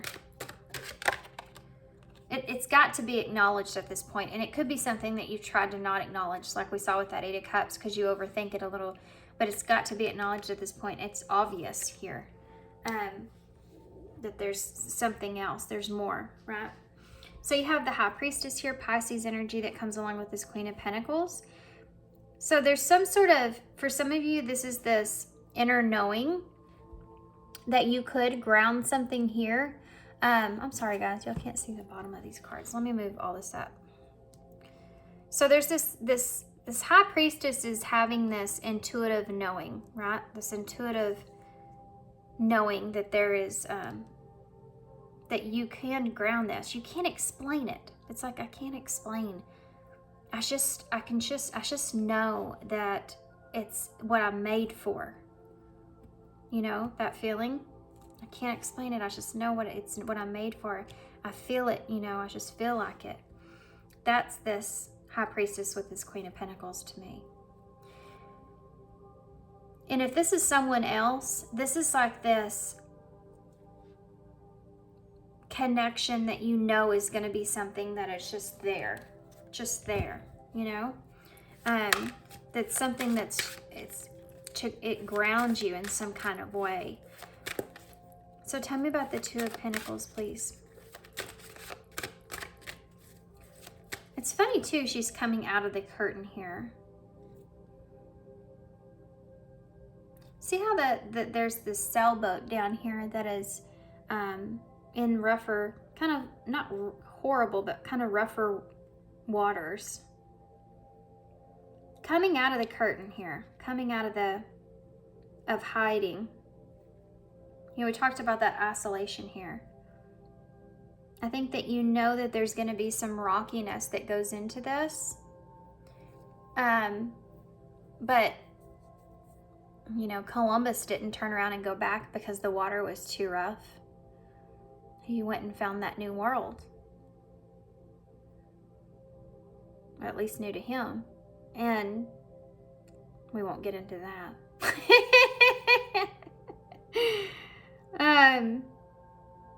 But this is what I'm talking about here, is this whole idea of creating this new world for yourself and actually grounding that. It's not going to be an easy thing to do, but it's this knowing that it's meant to be this way. You just know. You just know it. The high priestess she knows everything intuitively inside. And if this is, it's like, this about yourself. You may not be able to explain it to others, and others may not understand, but you just know that this is what you're made to do. I mean, it's like me doing tarot. I have people, especially, gosh, guys, I have been getting so many, you need to find Jesus. People in comments, and it used to hurt my feelings because I was still attached to certain things, but now it's, I do this every day, and I feel more connected than I've ever felt before. It's in the, I mean, I don't want to get too far into it, but the synchronicities, the signs, the knowing, the praying and asking, for guidance, and then the things that I see and I hear and that come together, it's just impossible things. It's impossible things, and you can't explain all that to anyone, especially when they're very stuck on their own belief systems of how things need to be. And maybe that's why I'm talking about this and it's coming up. I can't explain tarot to a lot of people. They don't quite understand. And a lot of people have old belief systems with it being attached to something that's very negative. So it's just, you're just going to have, there's things I feel like you don't, where other people may be involved in this in some way that may not see this dream that you have. But it's this inner knowing that you can't explain. You just feel like your soul is aligned with whatever this is. Tell me about the Two of Pentacles. The King of Pentacles. So, well, there you go. You have a King and Queen of Pentacles here. Which also came out in pile 1. You have the Emperor in reverse with discipline that's here. So you have some currently have some distorted ways of looking at the structure of this, which is something that we've already kind of talked about here with this Emperor being in reverse. You have that Two of Swords that's right underneath there, guys. This is about you making decisions here. You have the Six of Swords, which is moving to a calmer place. And there's that new world that you see here, the island, and anchoring down in a new world.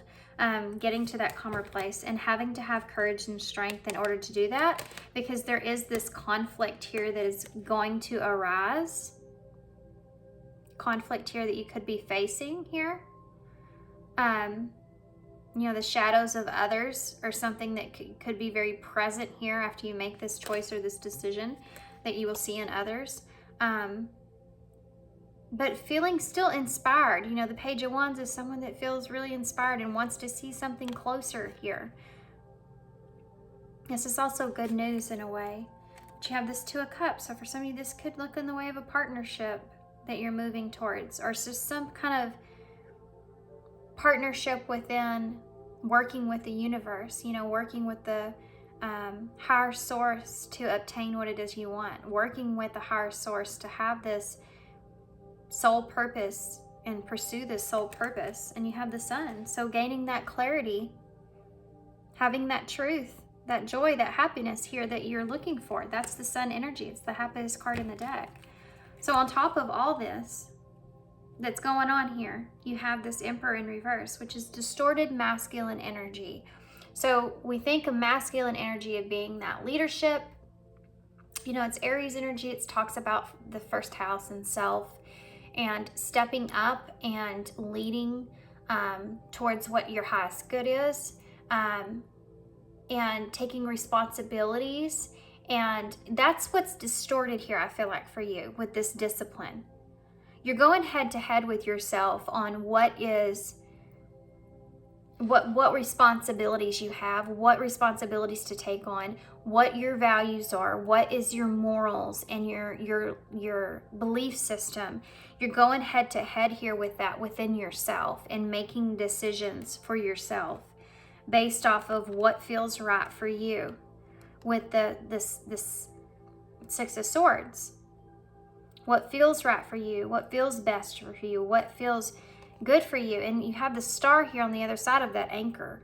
So you're literally anchoring that wish, that star, onto a new world, onto that island of how to create it into reality. But again, you have to have this courage here, this strength. So this King of Pentacles, which is Capricorn energy here, with this Two of Pentacles, is you juggling how to take everything that you have and everything that you want and every feeling of what it is that you feel about yourself on the inside, and juggling how to create that outside of yourself in a balanced, grounded way. That's what we're seeing here. Okay, so now I know I am this person. I have all this on the inside of me. Now I need to somehow ground it. And there's options that are there. But do kind of pulling yourself away from this discipline and this disappointment and these feelings here. This is the part that's kind of hindering you in the ability to be able to move forward and do what it is that you're contemplating. And this is going to be like a different timeline for some of you. But your overall energy is this Emperor in reverse. So this is your primary focus. You know, and this Emperor always looks to me, I don't know why, but when he's in reverse, I see him as having his hands tied. So there's a part of you that this is kind of, you know, you're working the kinks out here about this discipline and all the things that we've talked about, what goes along with that. And how making a choice here is up to you and untying yourself from that. Okay? I'm kind of surprised we don't have the Eight of Swords here, but I don't feel like you're too trapped in your head. When we did see that Four of Swords in reverse, I think it's just you overthink a little bit. I feel like you're getting more comfortable with this idea. That's why you see these pentacles here. You're more grounding this. But it looks like he has his hands tied. He can't do what he needs to do for himself. And this is what we're looking at, is you wanting to do what you need to do for yourself and then making those hard choices. And you're at that crossroads.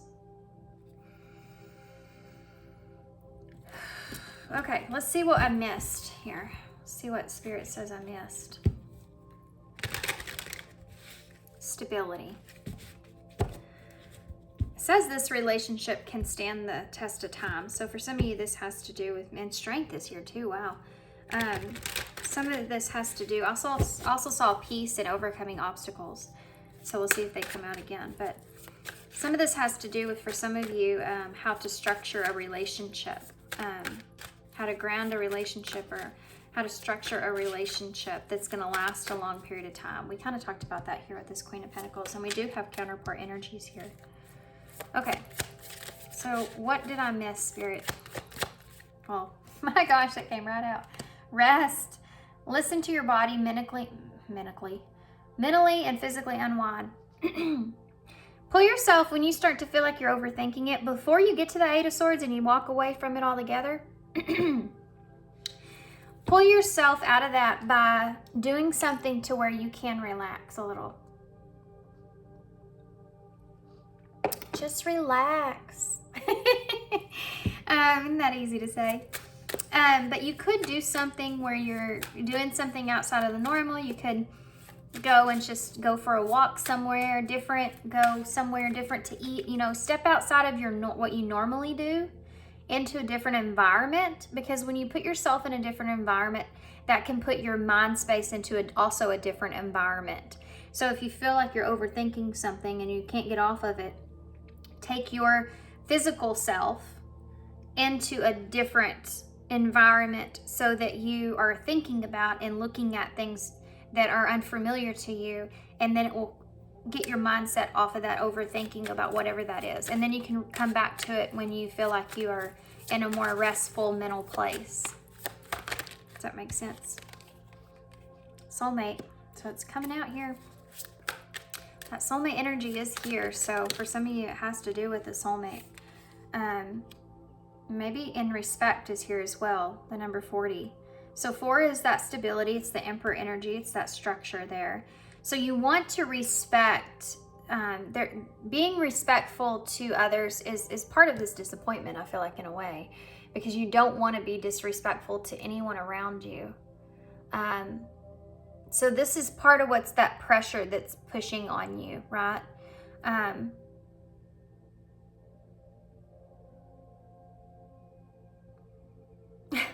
hesitating.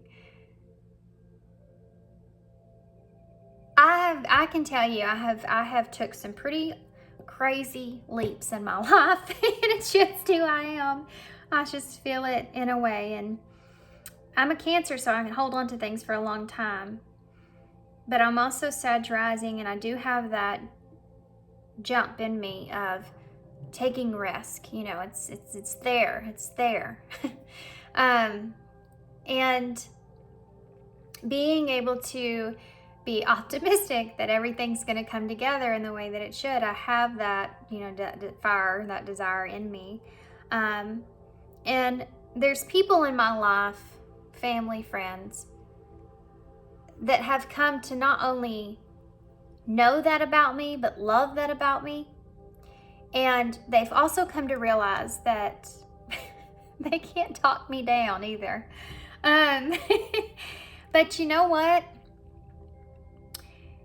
I think that they also know that I am one of those individuals that I have to learn things the way that I'm going to learn it. And nobody's going to be able to tell me anything different. I have to be able, like Sagittarius, I have to be able to see it and be educated in the way that I see it. I can't sit down and someone tell me, don't do that thing, like this flame. Don't touch that, it's gonna burn you, okay? Don't touch that, it's gonna burn you. Okay. And I'll sit there and look at it for a while and I don't know, let me just see. I feel like I need to do that. I have to learn through the way that I'm seeing something. And with my family and friends, they've learned that by doing whatever it is, if I'm going against what they're saying, I'm not being disrespectful to them. I'm just being true to myself. And I, you know, sometimes go back later and say, well, yeah, you were right, but I had to learn it my way. When all of us really do. We have to learn through our way. But this respect is something that's laying on you heavy here. So being disrespectful or having other people being disappointed in you here is something that's a heavy influence, okay? When it comes to taking that leadership role, it's that distortedness that's going on here. Tell me more. Trust. This came out in pile 1 too. It's a number 37. It's also number 10. So trusting in that inner knowing, trusting in that feeling that you're feeling is something that's here. Also, for some of you, there is a partnership that's here that you're developing. And trusting that other person and respecting that other person is something that obviously you can't get past right here, obvious. It's soulmate, respect, and trust right next to each other. So trusting in that relationship is something that's here. Guarded. This came out in pile 1 too. Okay, rejection's just popped out. This rejection is actually divine protection. And I also saw I need security. So for some of you, this has to do with you guarding your heart or protecting that dream that you have, or protecting what it is that you want. Trying to not set yourself up for failure, you know, but trying to also not get in your head about it either. Otherwise, you're not getting anywhere. This rejection here,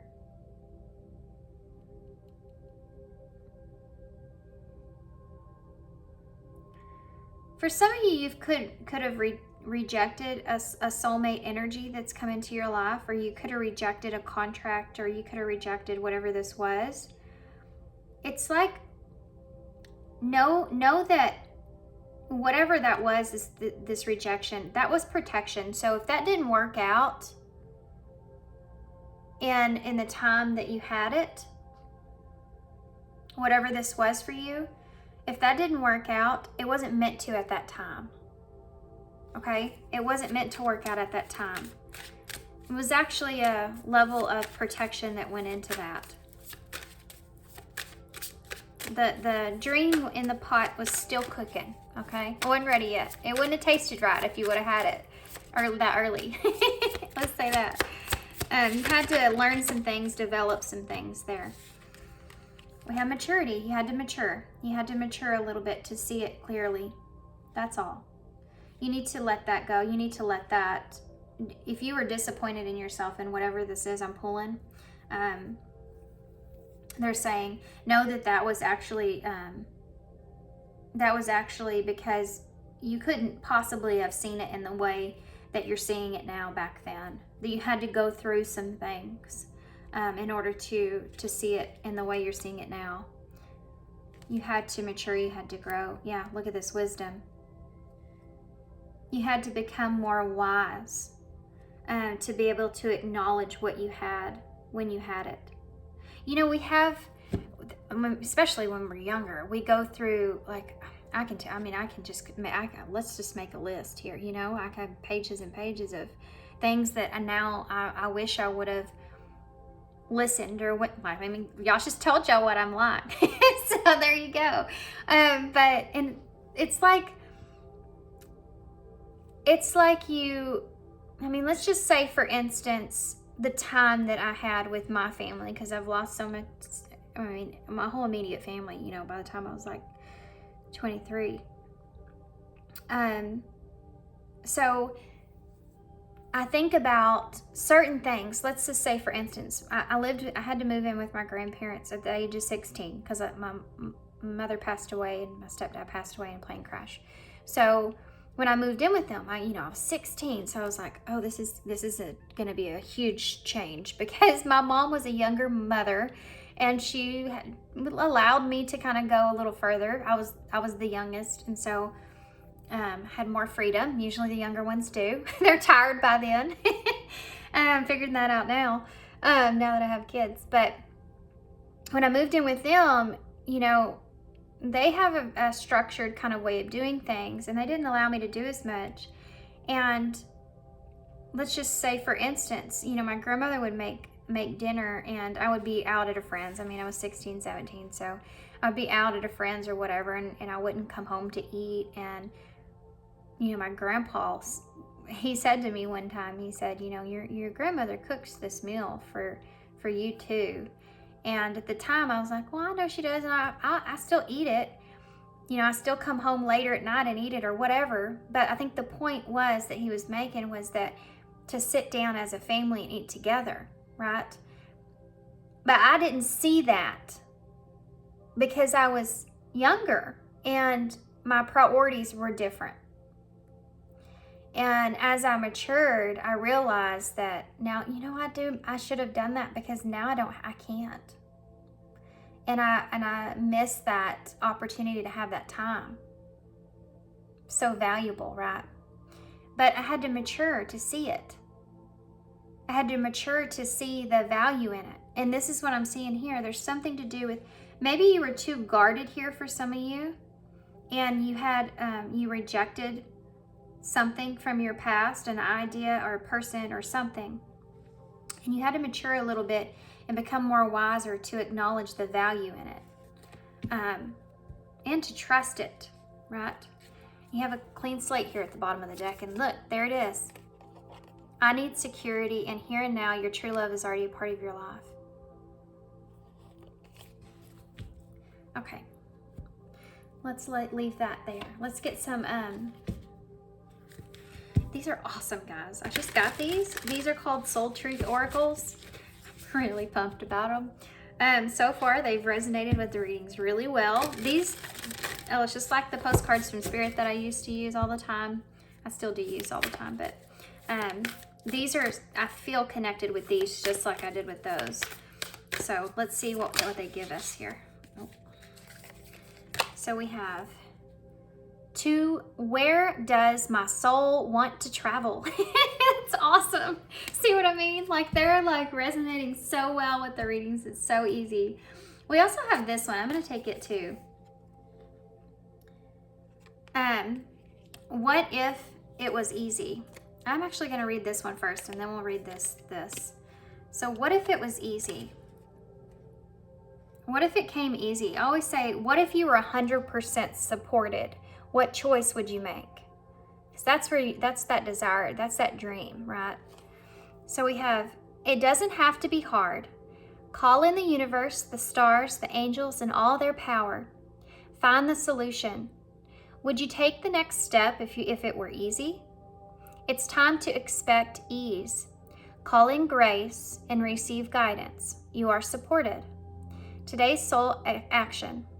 List 10 possible ideas. Sorry, I'm getting another message over here. List 10 possible ideals for your soul's current calling. So that's coming into play here too. Lean into ease. It's here. You just have to say yes to it. So what came here was, in Alice in Wonderland, which we talked about a lot in your reading, she says, and her dad tells her in the morning, list 10 impossible things. And here it says list 10 possible things. So that's interesting. That little tie into that. Okay, so let's see. To where does my soul want to travel? And the whole point behind that, obviously, is that those things that were impossible to her aren't impossible at all.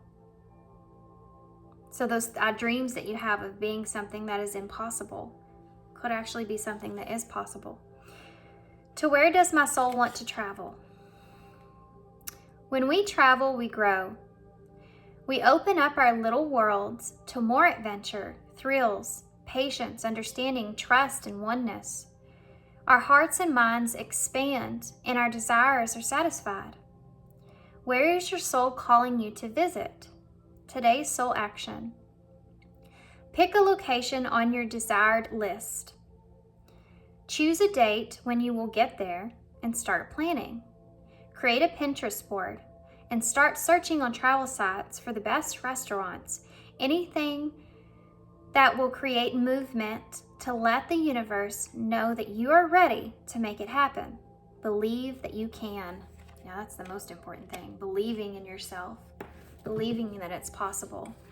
Especially when there's other people around you that are discouraging you in any kind of way, making you feel like you can't do it. They're only pushing on those shadow parts in yourself where you're telling yourself somewhere deep inside you aren't good enough or you can't do it. If you have people around you that are influencing that part of you more, you need to get away from that. There's a sense of, it's hard because some people do have good advice and you can get advice through others. But if they're making you feel worse, if you feel like they're making you feel like you cannot achieve something, or you walk away not feeling good, that's something that you need to get yourself away from. Right?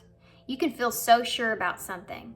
You've overcome all those feelings of not feeling good enough. And then one person that means a lot to you could say something that makes you second guess everything. And then you're back at square one. So just be careful about people like that don't influence your dreams and don't believe in you. Okay. Just saying. So we have lots to do with dream stuff here. Lots to do with dream stuff first off, you have the line. So there's that courage and strength that ties into all this, right? Leo energy as well. But the sun too is also Leo energy. But having success, you know, that sun coming through, we saw at the bottom of the deck. That's the happiest card in the deck. Having success, seeing the light, being happy there. And then you have the zipper. So closing up old cycles, you know, and unzipping, you know, everything here. Closing things out and opening something new here.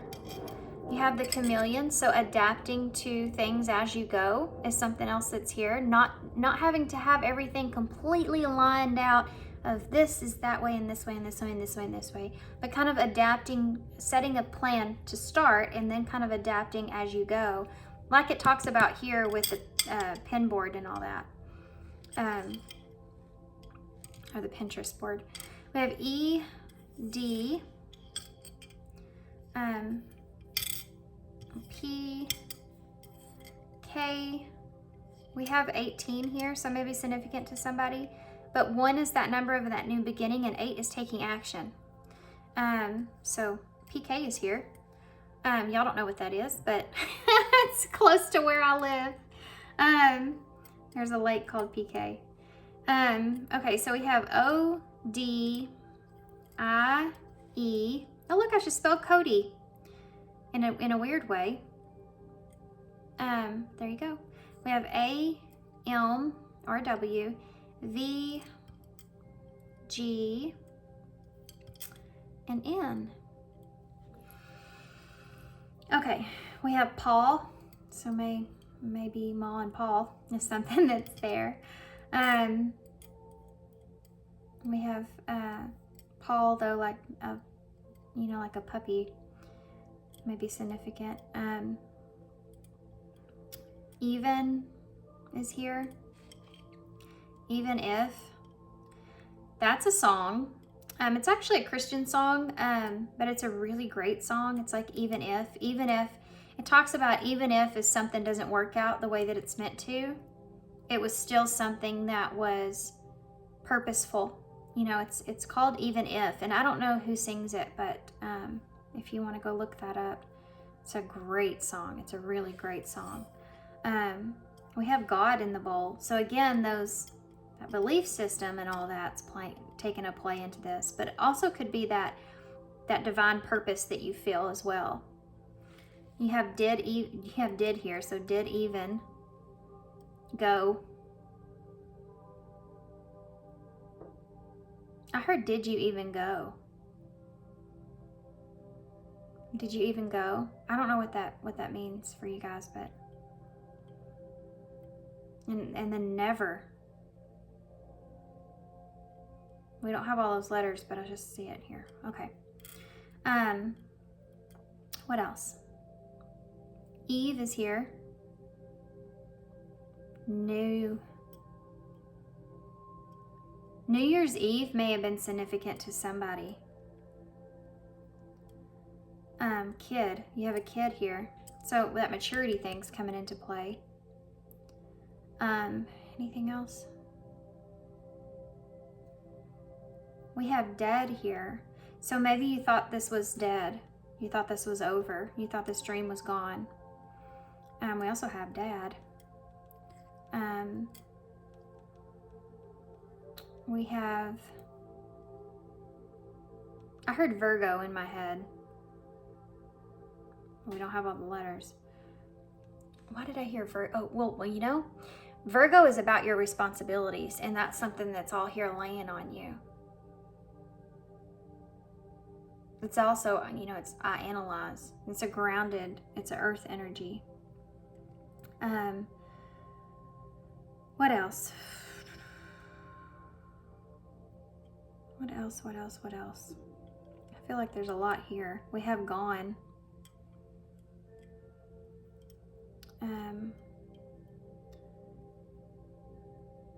We have win.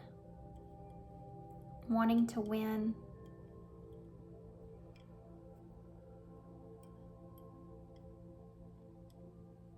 Okay, guys, this was a long one.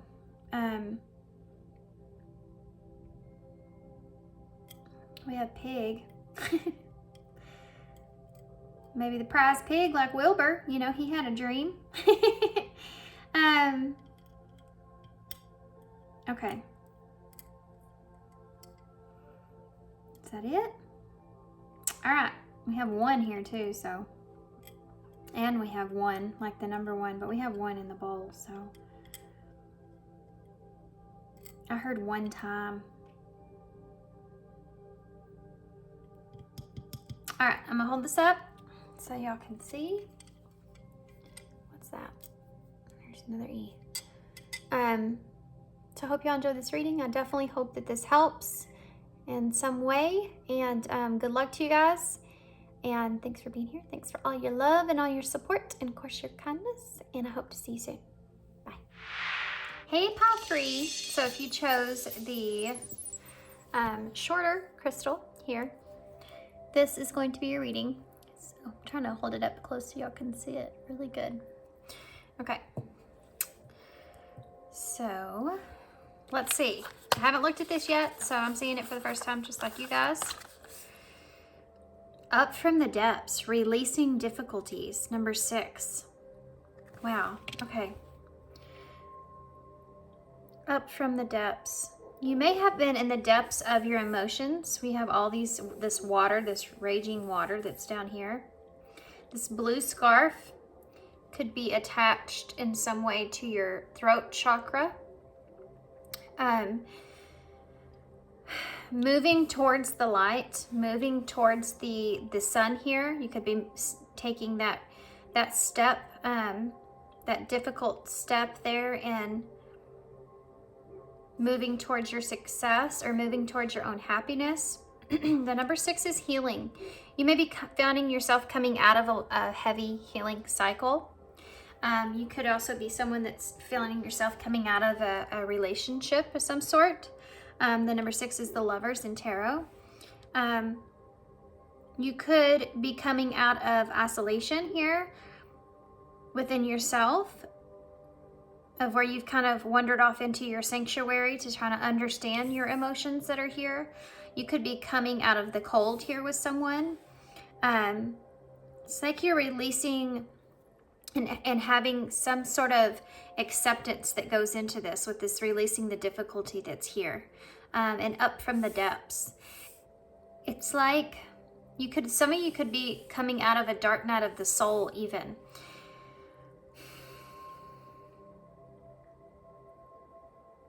It's almost like you know that now that you have some sort of new understanding about things, of your emotions perhaps, that you know that the road ahead is not going to be an easy one, but is going to be easier than it has been, because now you have this new awareness of these emotions and how these emotions tie into this, what it is that you're wanting here for yourself.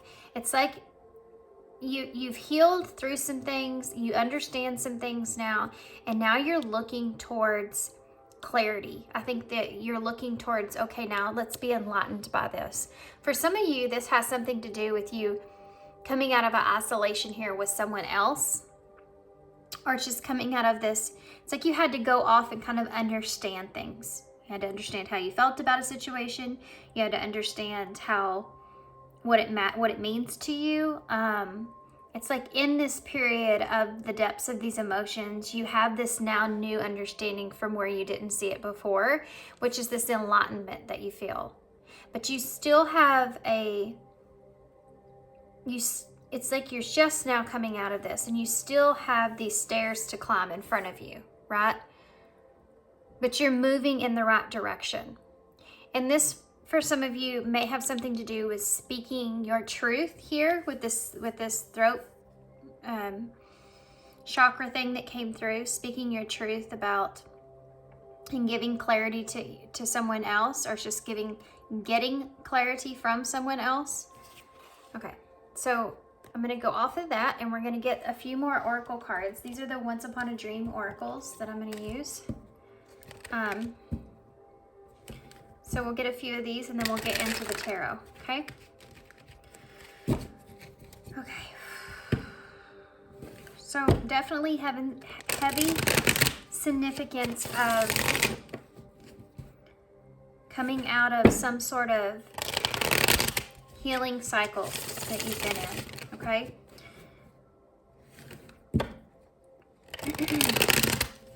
Now moving towards your own happiness, or what it is that you're wanting here. And all of a sudden now I'm getting all choked up. Well, we are talking about your throat chakra there, so excuse me, sorry. Okay, there's something else here. What is that?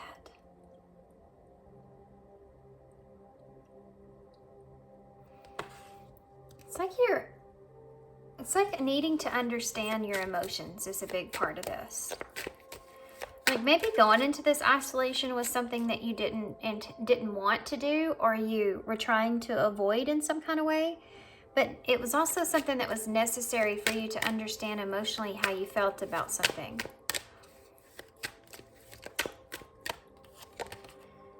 Self-love was needed. That's it. There you go.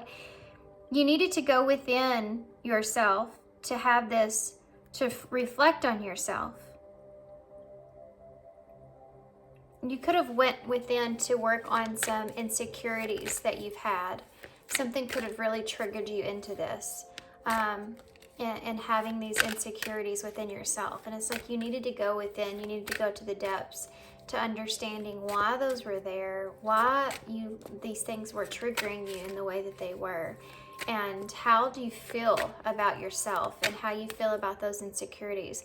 You really needed to tend to yourself and nurture yourself when it comes to those feelings of maybe worthiness, that part of, you know, obviously part of that with self-love. But to do some heavy reflection on yourself is what you're coming out of.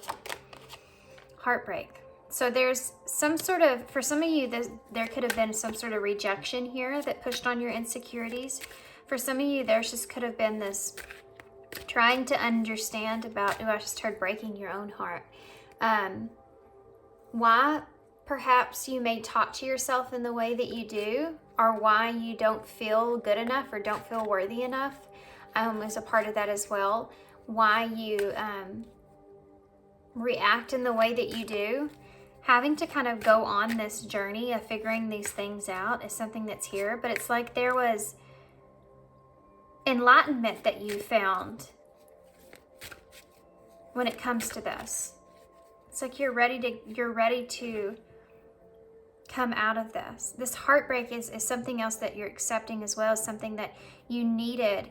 You could have been in a relationship here, with that being the lovers, that was that mirror for you to see those parts in yourself where you needed that self-love that you couldn't see for yourself. And this heartbreak is what pointed those things out within you. Yeah, look at this. We have trapped. This is really like significant of that shadow side. And it's almost like you felt like this trapped feeling. You're out of that now, or you're coming out of that now. But this trapped it's really like, it's devil energy for me. And it's about those shadows. But it's almost like how those shadows or how those insecurities were trapping you into feeling certain things. How they've possibly trapped you into making certain decisions, or not taking risk, or not making the decisions that you really wanted. And how, you know, those insecurities can play into us and really affect our life in tremendous ways. They hinder our ability to evolve and move forward and grow. And something to do with the relationship, being that mirror to point these things out in you, kind of pushing you into that dark night of the soul, if you will. Going on that journey to recognize why those are there, and having that love for yourself now moving forward, and that understanding. You've really balanced all that out. And you have limited here. So you may have been really, did I say that? Limiting yourself here because of those insecurities that have been there. Especially if there was a level of rejection here from someone. That's something that just keeps coming up, right? And you have to have that self-awareness tied into it so that you can go back and realize that You are good enough. Birds may be really significant for you here. I keep seeing images in my mind of birds.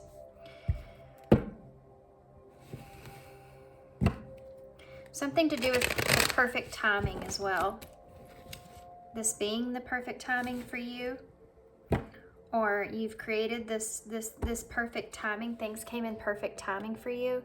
You have this Hanged Man, Pisces energy, and the Ten of Cups here in reverse. So again, that Hanged Man is like you felt maybe kind of forced into this in some kind of way, in order to open you up here, to see things within yourself that you haven't seen before. You may have felt like kind of forced into having to see this in a different perspective, like there was no way out of that. Temperance is here. In order for you to be able to find that balance it was that you needed. With that Ten of Cups in reverse, this could have been a something that you felt very emotionally attached to, and or it could have been just like that wish come true that was broken.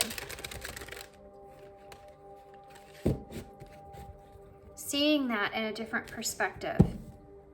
Seeing that emotional fulfillment for yourself in a different perspective. This could have been even you keeping yourself in an inability to be able to have emotional fulfillment fully because of those insecurities that have played such a role in the choices that you've made in your life. Not being able to be completely fulfilled or enjoying something. Let me give you all a little example of what I'm saying here. So when you're with someone that's constantly telling you great things, right? If you have insecurities, if you don't feel that way, what they're telling you, if you don't think that your work is good enough, okay? If you have an insecurity there that you don't feel like it's good enough, and you have someone that's constantly telling you how great it is, how wonderful it is, how awesome it is, and this and that, there's a part there where if you feel it makes you feel uncomfortable, it's because there's a part of it there that is making you feel that you feel as if it's not true. And you may start to feel like that other person is not authentic in what they're saying. It's not coming from that person not really feeling that way. It can actually also come from because you have this insecurity about it to begin with. And so you almost don't believe them. And so you can't fully enjoy that. You can't fully enjoy that encouragement, that enthusiasm from that other person, because you don't fully feel that way about yourself. And this may have been an understanding that you had to go in and that you've kind of come to here. In this Hermit energy, in the Fools here, you know, in order to see something in a different way, in order to see that in a different way, that you may have been kind of, in a way, sabotaging your own ability to be completely fulfilled because of those insecurities that are there. And that can come out in many different ways. Let's see what Tarot says. Out quick. Well, there you go. There's the Three of Swords right there. I spent no time getting around to it. So there's that pain, that Three of Swords. There's that heartbreak. So heartbreak, Three of Swords. And there's the Lovers, which we already said, the number 6 right here. And look at that. Look at that blue bird. What a great synchronicity. That's awesome. Wow. Let's keep going. I'll tell you what I'm seeing here, okay? Someone saw the significance and the love that was needed here for yourself. The Five of Pentacles. That is what I said here on this card about coming out of isolation. That's the Five of Pentacles. And I got that because this looks like a church to me, which in the regular Five of Pentacles, there is a sanctuary there. And you see that here with these, you know, 5 windows that are here, and you have these windows that are here. Wow. Look at that. She's literally trapping her own ability to see the beauty within herself. She's not looking at it. She's looking outside of herself and how she's in the cold, in isolation. So this is significant of what I was saying about keeping yourself from your ability to be able to feel fulfilled in a relationship. Maybe the pain that you've experienced in past relationships and how that has affected you. And sabotage could even be a part of this. But for some of you, this is a painful separation with someone that I think that you still care about, you still see as this person. But you weren't appreciating yourself for the way that this person appreciated you. You weren't seeing yourself the way that this person saw you. And I feel like in this reading, the roles may be they could be switched. But you're feeling left out in the cold here. Have this feeling of feeling left out in the cold from this. The Four of Swords in reverse. You know, this is a misunderstanding within yourself. So there's some sort of, sorry guys, my dog's barking. There's some sort of misunderstanding about this relationship and how it has ended up in the place that it's at this point. And the Fool is here.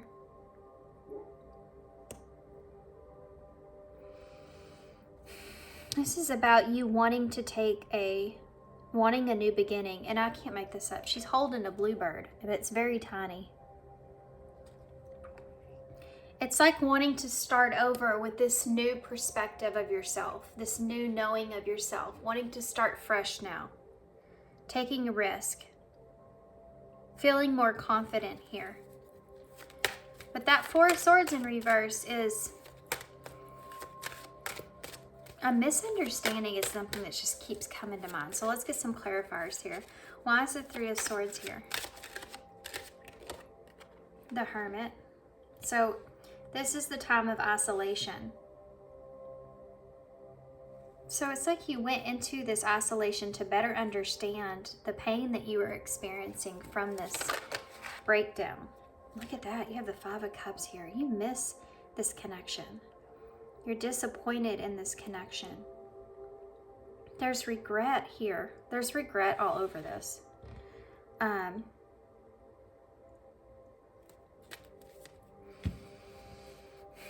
Tell me about the Five of Pentacles here. Justice. Justice. There's a little bit of blame that's going on here because of this idea of feeling trapped, or this perspective shift that's transpired about this worthiness of a situation. There's a justice that's being called into this, and the way that you're looking at things could be that you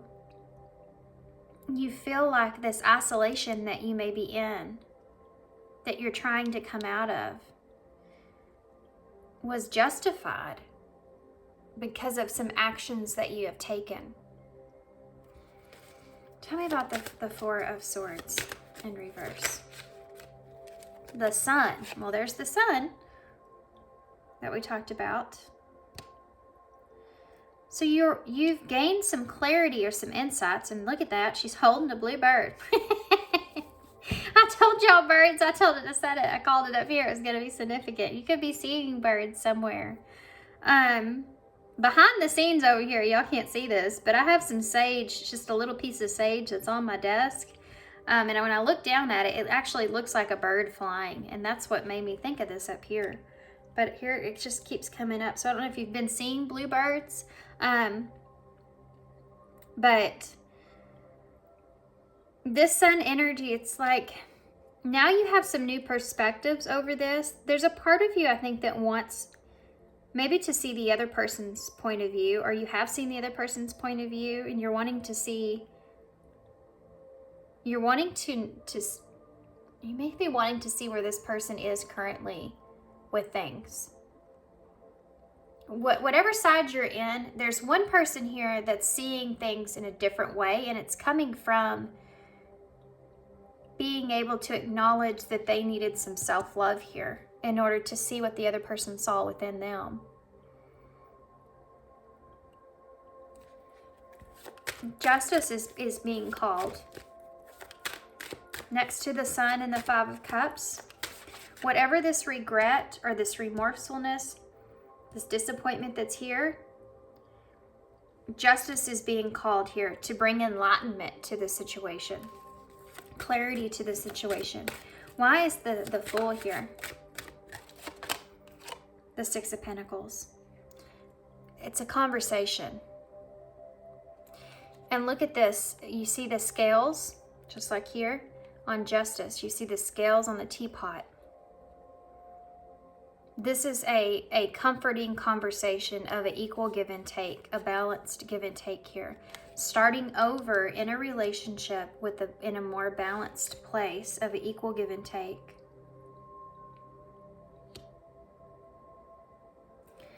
The Sun is wanting clarity about a misunderstanding that transpired. But we're going to get more in depth here with y'all. Tell me more about this Three of Swords. The Ace of Pentacles in reverse. So there was an inability to, there was a lost opportunity that was here. There was an inability to be able to ground a connection. And instead there was a separation or heartbreak that was caused. Why is the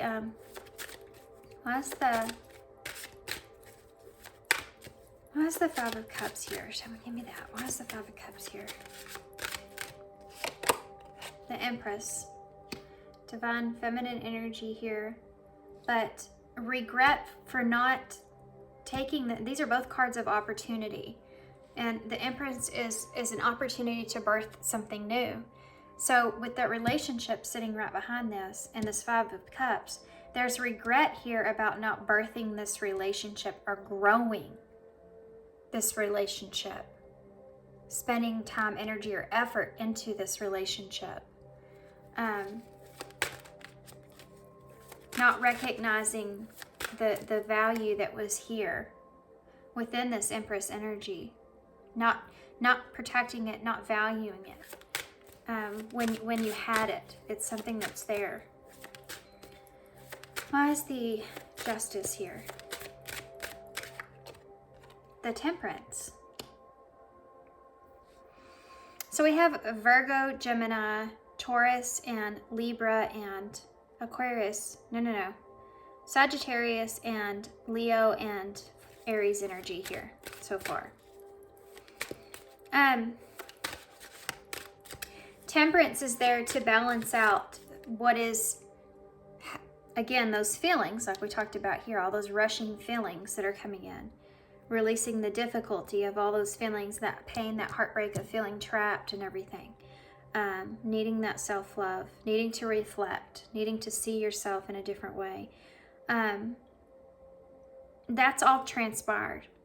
And now there's balance that needs to, not only justice, but tons of balance that's needing to be in place.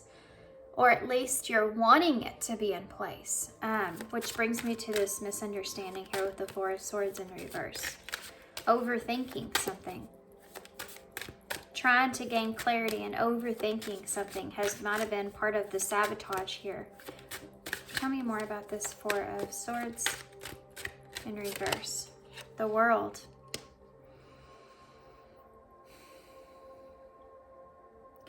The World shows up when it's representing a closing out of a cycle.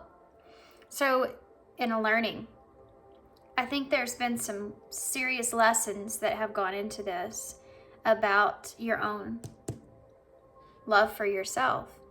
And it's tied into this relationship here that has been pinpointing this insecurities within yourself and almost feeling trapped into that and needing to go through and heal in order to have that enlightenment that you needed.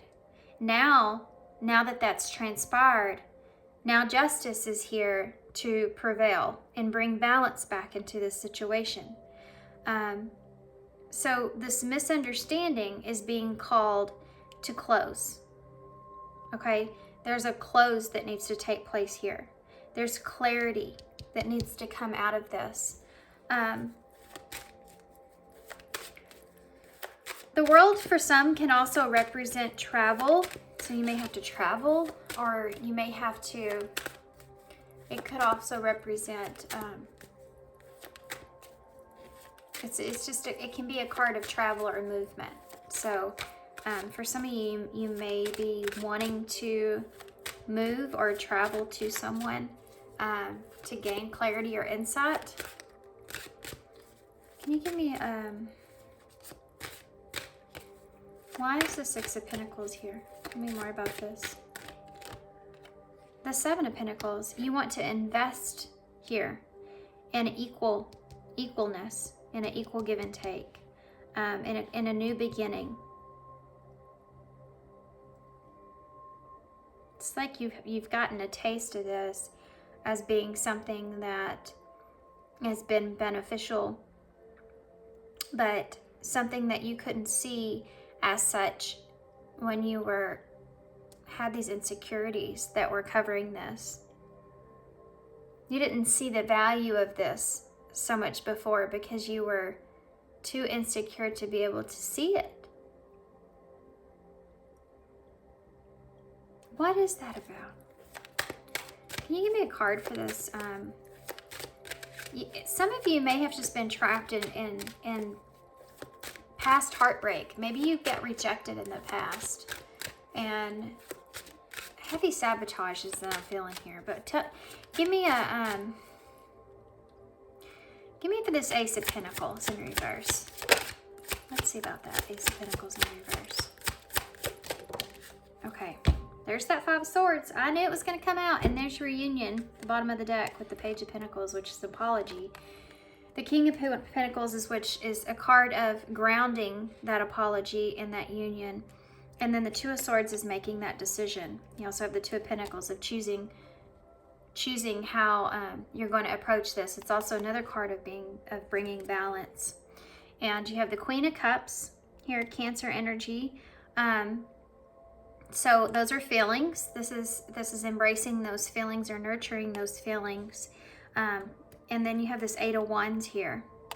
So communication coming in.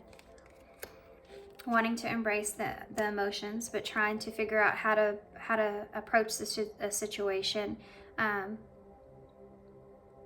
Trying to figure out which direction you're going to take with them. And making that choice. Grounding that choice into reality. This would be your solid new start here, your apology that's coming into play, and that reunion with that Three of Cups. So back here, back to the past, you ask, what is this Ace of Pentacles in reverse? So what was this isolation period? What was this all about? You get the Wheel of Fortune. This was the opportunity here, the Wheel of Fortune and the Five of Swords. You didn't feel good enough for whatever this was. Whatever this was that you were being offered was something that you didn't feel good enough with. And it caused this conflict here, the Five of Swords.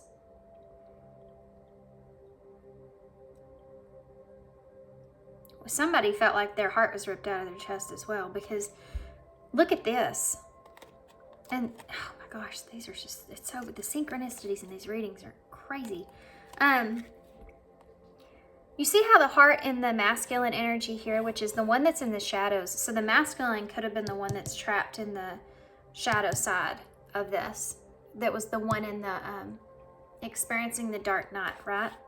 See how his heart is gone, right? Do you see on this card of the Wheel of Fortune how there's a heart here that's making her work, making everything work, tying together? And then look, you have this limited here with the clock, with the hand watch. Is that what you call it? Anyway, And she's holding it right here. So you may feel like you're under a time scrutiny, like a limited amount of time in order to, with this opportunity that's here. So if this is an opportunity in having this relationship that's here or growing something here, you feel like you have a limited amount of time. But what's interesting here is that we see this heartbreak and all this, and this Queen of Cups. It's like you had to have your heart broken to know that it was there. You had to have experienced the separation in a way to know that that your heart was involved into this. Your heart was in this connection. And the opportunity would be that seeing this as a fortunate thing. As part of, with the Wheel of Fortune, this is part of destiny. This is also representing time, the perfect right timing.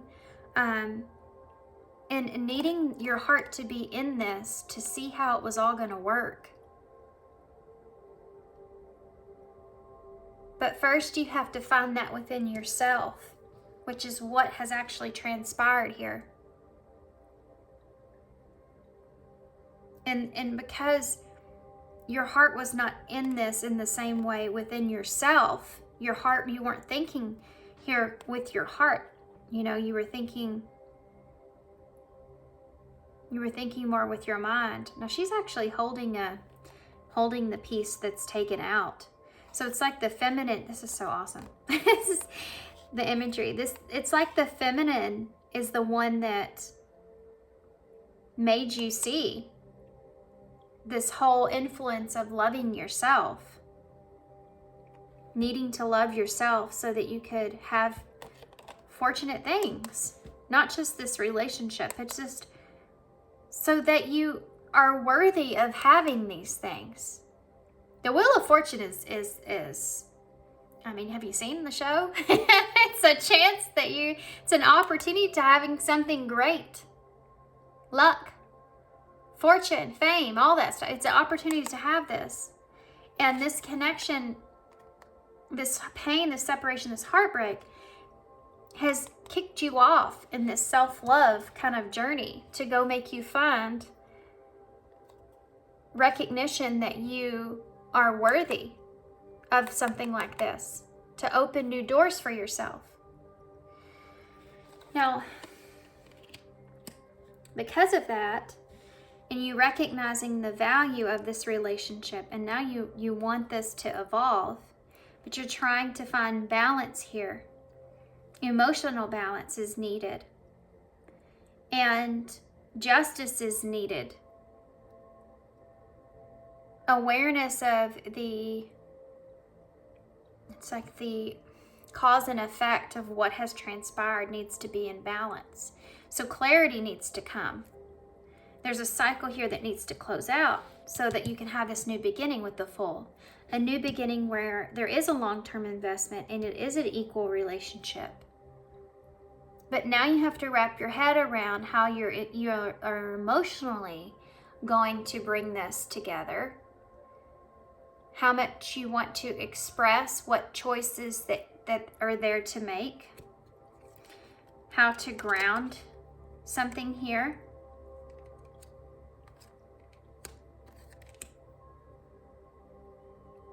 So you go from the World, the last major arcana, the World closing out of this cycle, and the Fool, which is the clean slate, starting a new one, which is the first card in the major arcana.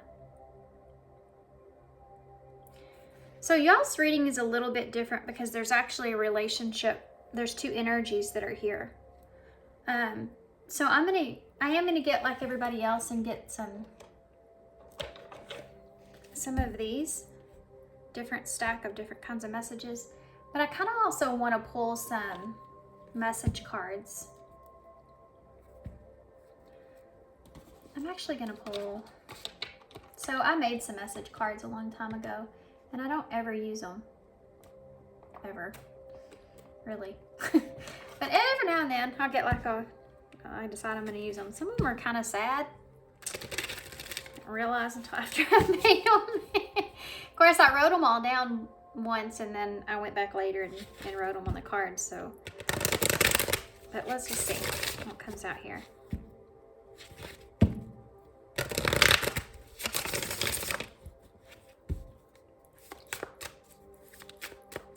Let me see something real quick before we do that.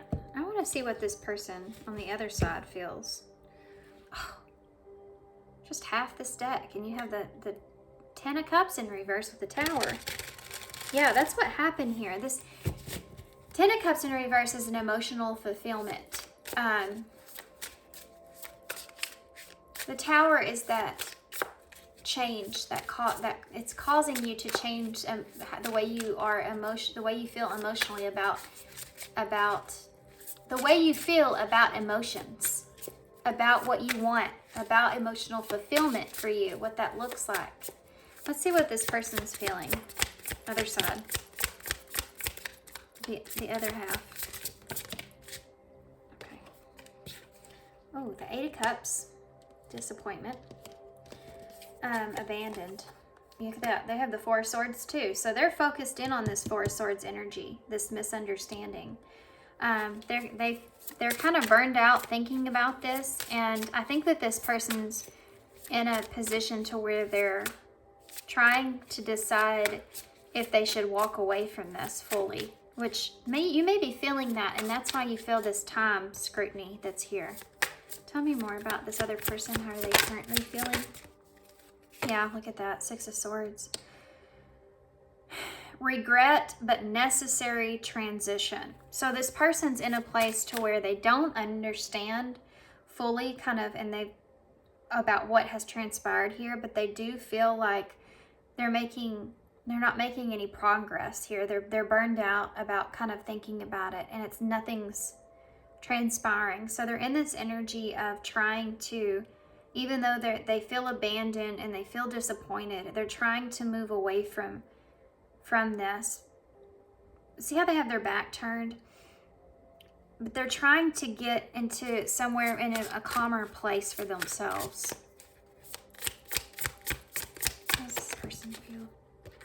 Oh, the World in reverse. That's a lack of closure. This person feels like there's a lack of closure that's here. I don't feel like this person feels like this relationship is over, but I do feel like they're trying to emotionally detach for their own sanity, basically, because you have the Six of Swords and the Four of Swords, which is the Ten of Swords. So the Ten of Swords is ending. It's a painful ending. It's a betrayal. You know, it could be a betrayal. This person could feel betrayed in some kind of way, but it's pain. It's just pain, regardless of a betrayal or not. It's just a painful ending of something. So this person's trying to wrap up this painful ending by not overthinking or not thinking about this anymore, and trying to emotionally detach so they can feel better. But they don't feel like they have closure here, and they don't feel like that it's over. Tell me about that Four of Swords in reverse. Oh my gosh, they just gave me all kinds of cards. The Five of Cups. Oh. Wow. Tarot is so crazy, guys. So you have the Four of Wands, which is the union. This is union. This is coming together. The Knight of Swords, which is communication, and the Five of Cups, which is what you have right here. Like that. Disappointment, despair, regret. This person's overthought this. They could have been in a place to where they've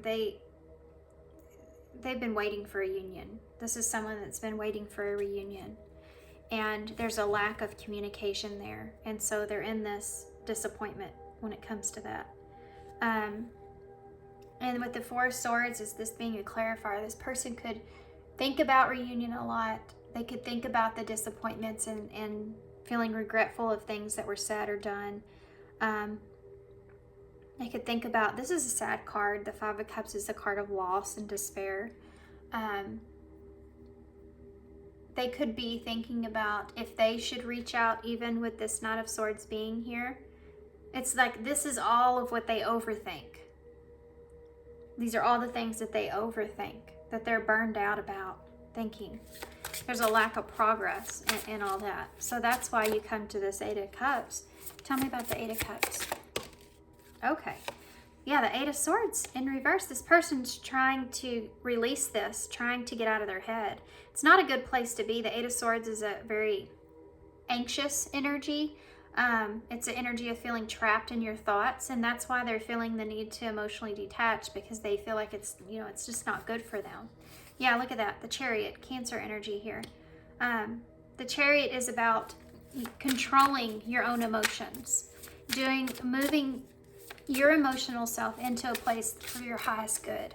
So this person feels like, because of no action that's here, inability to have any kind of action here, they're trying to move into a place that's for their highest good, due to that mental chaos that they experience. They know that that's not good to sit in that place. So tell me about the Six of Swords here. So the Six of Swords is a card of, look at that, you have the Five of Pentacles in reverse. The Six of Swords is a card of, it's not an easy transition. It's actually something that you need to do in order to do what's best for yourself. It's a necessary transition. It's regretful, but it's necessary. You know, the Five of Swords comes right after that. I mean, the Six of Swords comes right after that Five of Swords, which you saw back here as the lost opportunity, conflict that arose. But you know, Spirit's kind of saying here is that this Five of Swords, even though it's caused, obviously, pain, it was also something that they're wanting you to see as something that's also fortunate, because it caused you to see something within yourself that you didn't see before, right? So this Five of Pentacles in reverse, this person's trying to get themselves from feeling abandoned. They're trying to get themselves from feeling this energy of isolation and abandonment. They're trying to recover, okay? Why is the World here in reverse?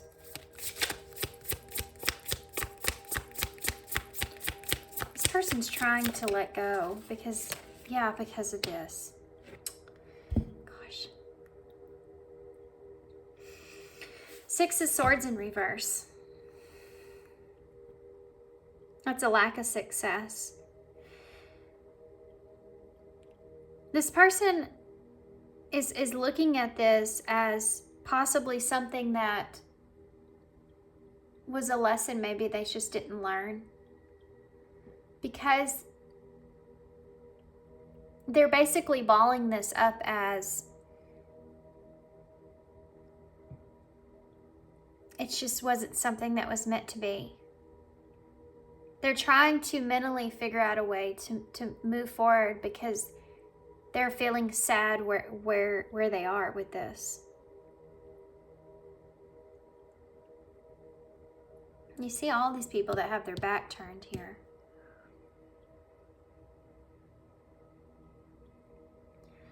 This person is closing this cycle out with feeling that it just wasn't successful. And they have a significant lack of confidence here that they're ever going to have any kind of closure here with this.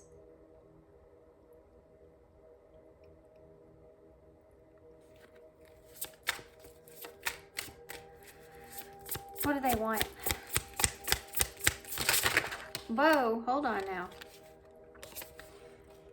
Seven of Cups. Oh, look at that. Nine of Cups.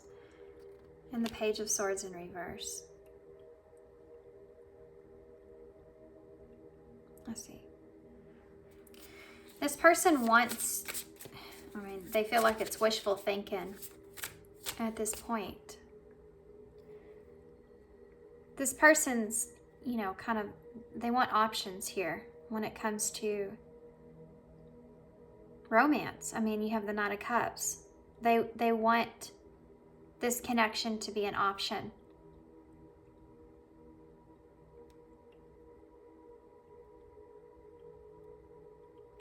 I'm curious to see about this Page of Swords in reverse, though. Why is the Seven of Cups here?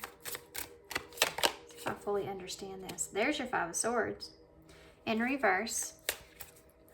So this is someone that's open to change, open to options for change. Why is the Knight of Cups here? The Seven of Swords. This is someone that doesn't want to be deceived when it comes to there being emotions here, there being feelings here, right?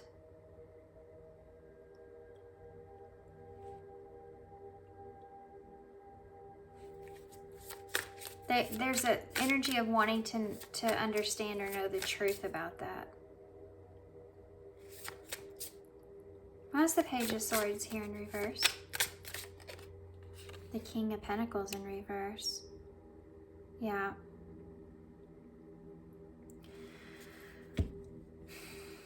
And they have the Knight of Pentacles in reverse there.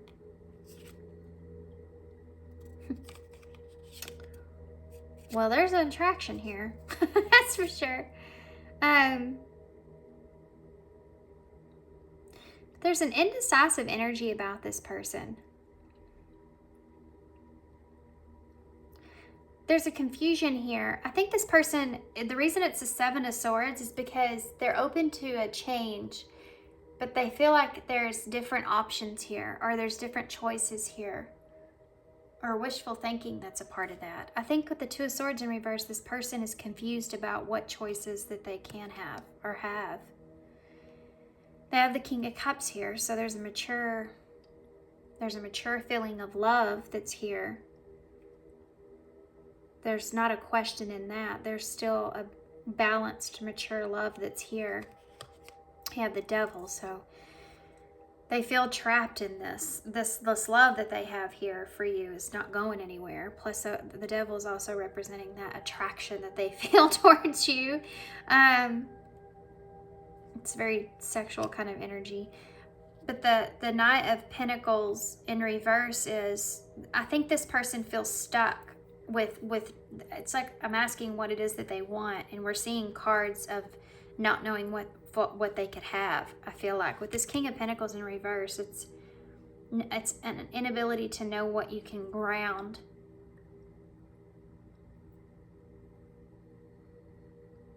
There may be something over that in some kind of way, because it's also kind of it's a card of not being able to have the authority to ground something, or something being over you to some extent.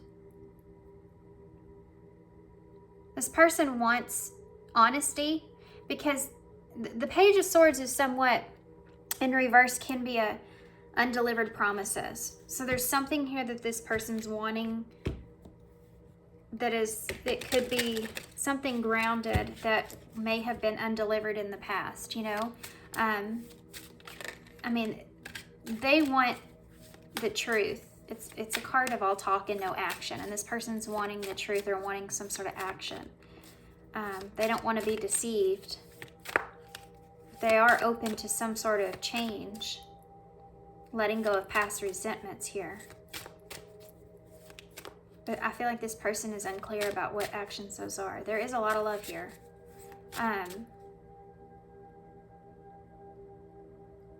Okay. It's strange on this card. Normally, the right away, you see, if I'm not mistaken, now I'm going to have to go look. You see, he's holding, there's two swords that are still left, and he's carrying 5 away. But here, there's 3 that are left. It's almost like this person wants this love or romance that's here. But it's like they'll take what they can get here, even if it's painful, with that 3 of Swords. They just want rest, peace of mind. Holding that 4 of Swords, it's what they don't have. They just want peace of mind. I think this person may feel as if there was part of the misunderstanding was this Knight of Cups. Whether or not there was love here. What would this person say? Call 3. Whoa. Please don't forget the beautiful memories that we made. These are sad, just so you're aware. I can't wait to see who you become. See, that thing's coming out here again. And I talked about this, about someone looking at you in that way, expressing to you things in that way of the value within you, you know, being able to see that. But if you can't see it yourself, then what's the, you know, you're not going to believe them. That's something that's coming back around. Please don't let my memory fade. Oh, it's sad. That's a long one. My heartstrings are attached to yours, and when you hurt, I feel it. Yeah, there's an attachment here. There could be I feel like this is a spiritual connection, but there could be a heavy spiritual attachment that's here. And they could feel like they could feel you on a deep level. I wish I could look into your eyes without feeling so guilty. I wonder what that's about. I wonder what that's about. What is that about? I wish I could look into your eyes without feeling so guilty. The Hermit. What's that about? The Hermit. The Queen of Swords in reverse. This person...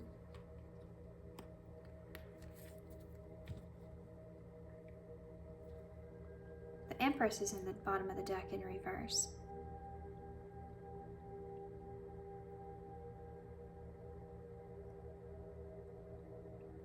Is this a secret connection?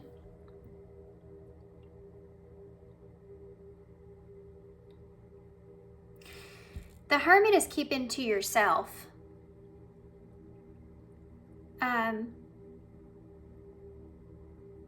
The Queen of Swords in reverse is also keeping to yourself, not communicating, you know, certain things, keeping closed off, not being expressed or in the open. So maybe there's something in this connection that causes a feeling of guiltiness. It could be the Seven of Swords that I was seeing as well with that Knight of Cups. A secret romance. I don't know how to feel. Yeah, this is why this person's detaching. They don't know how to feel. Because it's like they've thought about it as long as they could think about it. It's not feeling good. I can't face you. Oh gosh, guys. This I can't face you, it ties into, you remember we saw those Three of Swords? I said this person just wants to be able to understand things, even if it's painful. In other words, even if you don't have feelings for this person just wants clarity, or to be able to understand the situation at hand then. Whatever misunderstanding there was, if there was rejection here, even if it's painful, this person just wants to be able to just move forward. But that's still something hard that's hard to face. Because there's memories that are here. I hold you safely within my heart. I don't want to become a lost memory. There's a lot of that here of not wanting, of memories and not wanting those memories to fade. This person doesn't want to be non-existent or irrelevant in some sort of way. Like they didn't matter. Okay. Let's see if there's anything that I missed and we'll get some closing cards here. I saw apology and pay attention. Anything that I'm missing here? Or are you going to come out? I saw friendship, apology, pay attention. None of them came out. There's one. Soulmate. So there you go. There's your soulmate card that I was telling you. Soulmate connection here. Anything else? I need security. Okay, I'll take that. So we have, I need security here. Yeah, and this person, they're detaching because they don't understand these emotions, or they don't understand, I don't think they understand what happened. So they can sit and think about it over and over and over in 1,100,000 different ways. And it's causing a lot of pain for this person. So they're trying to detach because, I mean, they're trying to just stop thinking about it for their own sanity, you know? We have pay attention came out again. Look for signs from the divine. Acknowledge the red flags. There could be some signs coming out here from the divine. They're trying to get you to see. You have happiness here. New discoveries that lead to celebrations. Love yourself first, which is what we started with, and open up, which is the number 18, which is the moon in tarot. So there's a call here to open up about what your worries or fears are in order to have that security that you're looking for, or this person's looking for. You have to open up to what those fears are. And communicate that so that you're both aware. Otherwise, it's just a bunch of mind games, right, in a way. So you have to be able to, in order to trust one another, you have to open up about what your fears are. Otherwise, I mean, it can be hard to understand each other otherwise. What do I resist feeling right now? Okay. We have to feel it to heal it. In order to let go of pain, we first have to honor its existence. Emotions are like waves. Some are soft, some are fierce, some are layered, and some will sweep you off your feet. When we allow ourselves to feel it all, we can then release what no longer serves us. Today's soul action. Allow yourself to feel this wave. Let it move through you, no matter how long it lasts, and then release it back into the ocean. Feel it, heal it, enjoy the sweet freedom within your soul. And guess what? You have a blue jay feather on this card. Look at that. Guys, bluebirds may be very significant here.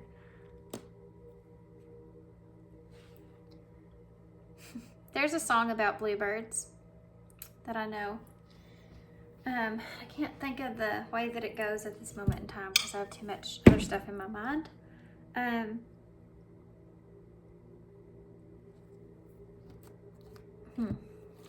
Maybe it'll come to me in a minute.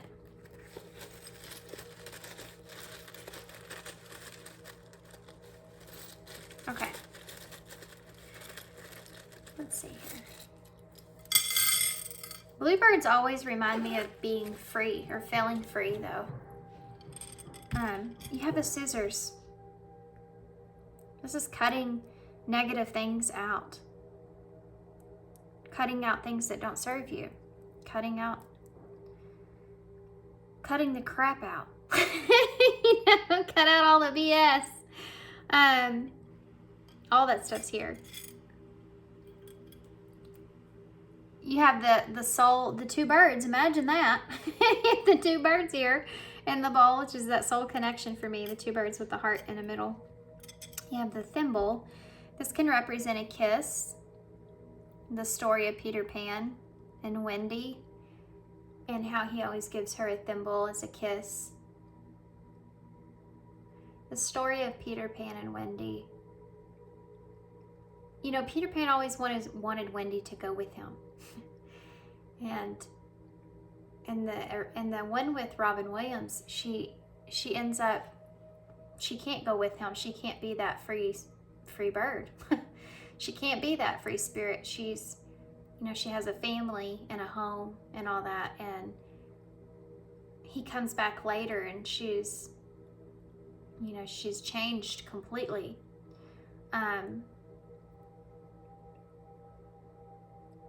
Maybe that's a part of this connection in some kind of way. But wanting to protect it still. It being something that's important. This is the Knight of Pentacles.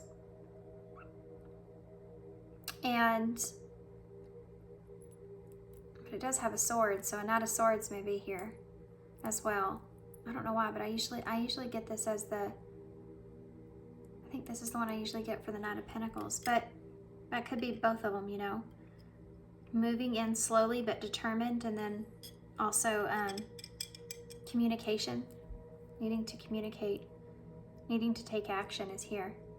You have the shell, so coming out of your shell is what we saw in the very beginning with coming out of the isolation, coming out of the darkness. You have the H. What is this? Oh, it's the heart. So H and heart. You have C, S, X, E. There's sex right there. I told you. C. You have W, L, or M, I guess. L, N, A, E. So you have can here, and cane, maybe significant. We have law. Something to do with law may be significant. We also have mall, which is, I actually went to a mall yesterday with my son. Then you also have, let's see, sane. Yeah, and that's what this person's like. I told you they're so far in their head, right? You could spell haze with that. We have X that just went together. Look at this. Shame is here. So that might be part of this in some way. We have heal, which is a part of this.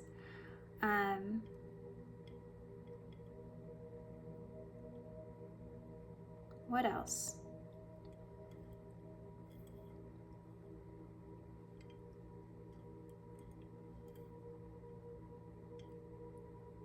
If we had a G, we could spell change, but I'm still going to count it. Channel. You may feel as if you're channeling this other person's energy. You may feel very connected. Like you can, we saw that here about if you hurt, they can feel it. They may feel that way with you, and you may feel that way with them. There may be some kind of a telepathy thing going on here, where you can feel like you feel the other person's energy a lot, like close. Like you can feel them standing next to you. You know, like that intense. We have wear here. Like you're wearing something. Wear. Okay. You can almost spell school here. If you use the heart as a O, you can spell school. Okay. All right, guys, I'm gonna hold this up so y'all can see, and then I'm gonna leave you here. Cancel. You have cancel and the cut and the scissors, so there's something here to do with canceling something out. What does that mean? Hold on. What does this mean? Cancel. Cancel what? Cut what? Cancel what? Okay. Release. Okay, I get it. And divine timing. Everything has a higher purpose. Release the grudges, wounds, and pent-up feelings through healthy activity. There's something to do, well, sex out there. There's something to do with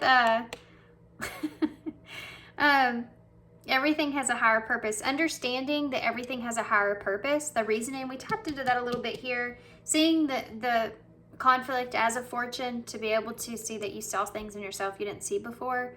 So that in order for you to be able to release the grudges, the wounds, and the pent-up feelings that you've had, is something that's here. Knowing that this was all meant to happen the way that it happened, intentionally, on purpose. Okay, so now I'm going to leave you here. So I hope you enjoyed this reading. I hope this resonates, guys. I hope this makes sense to you guys. I know there's 2 different energies here, so which side is yours?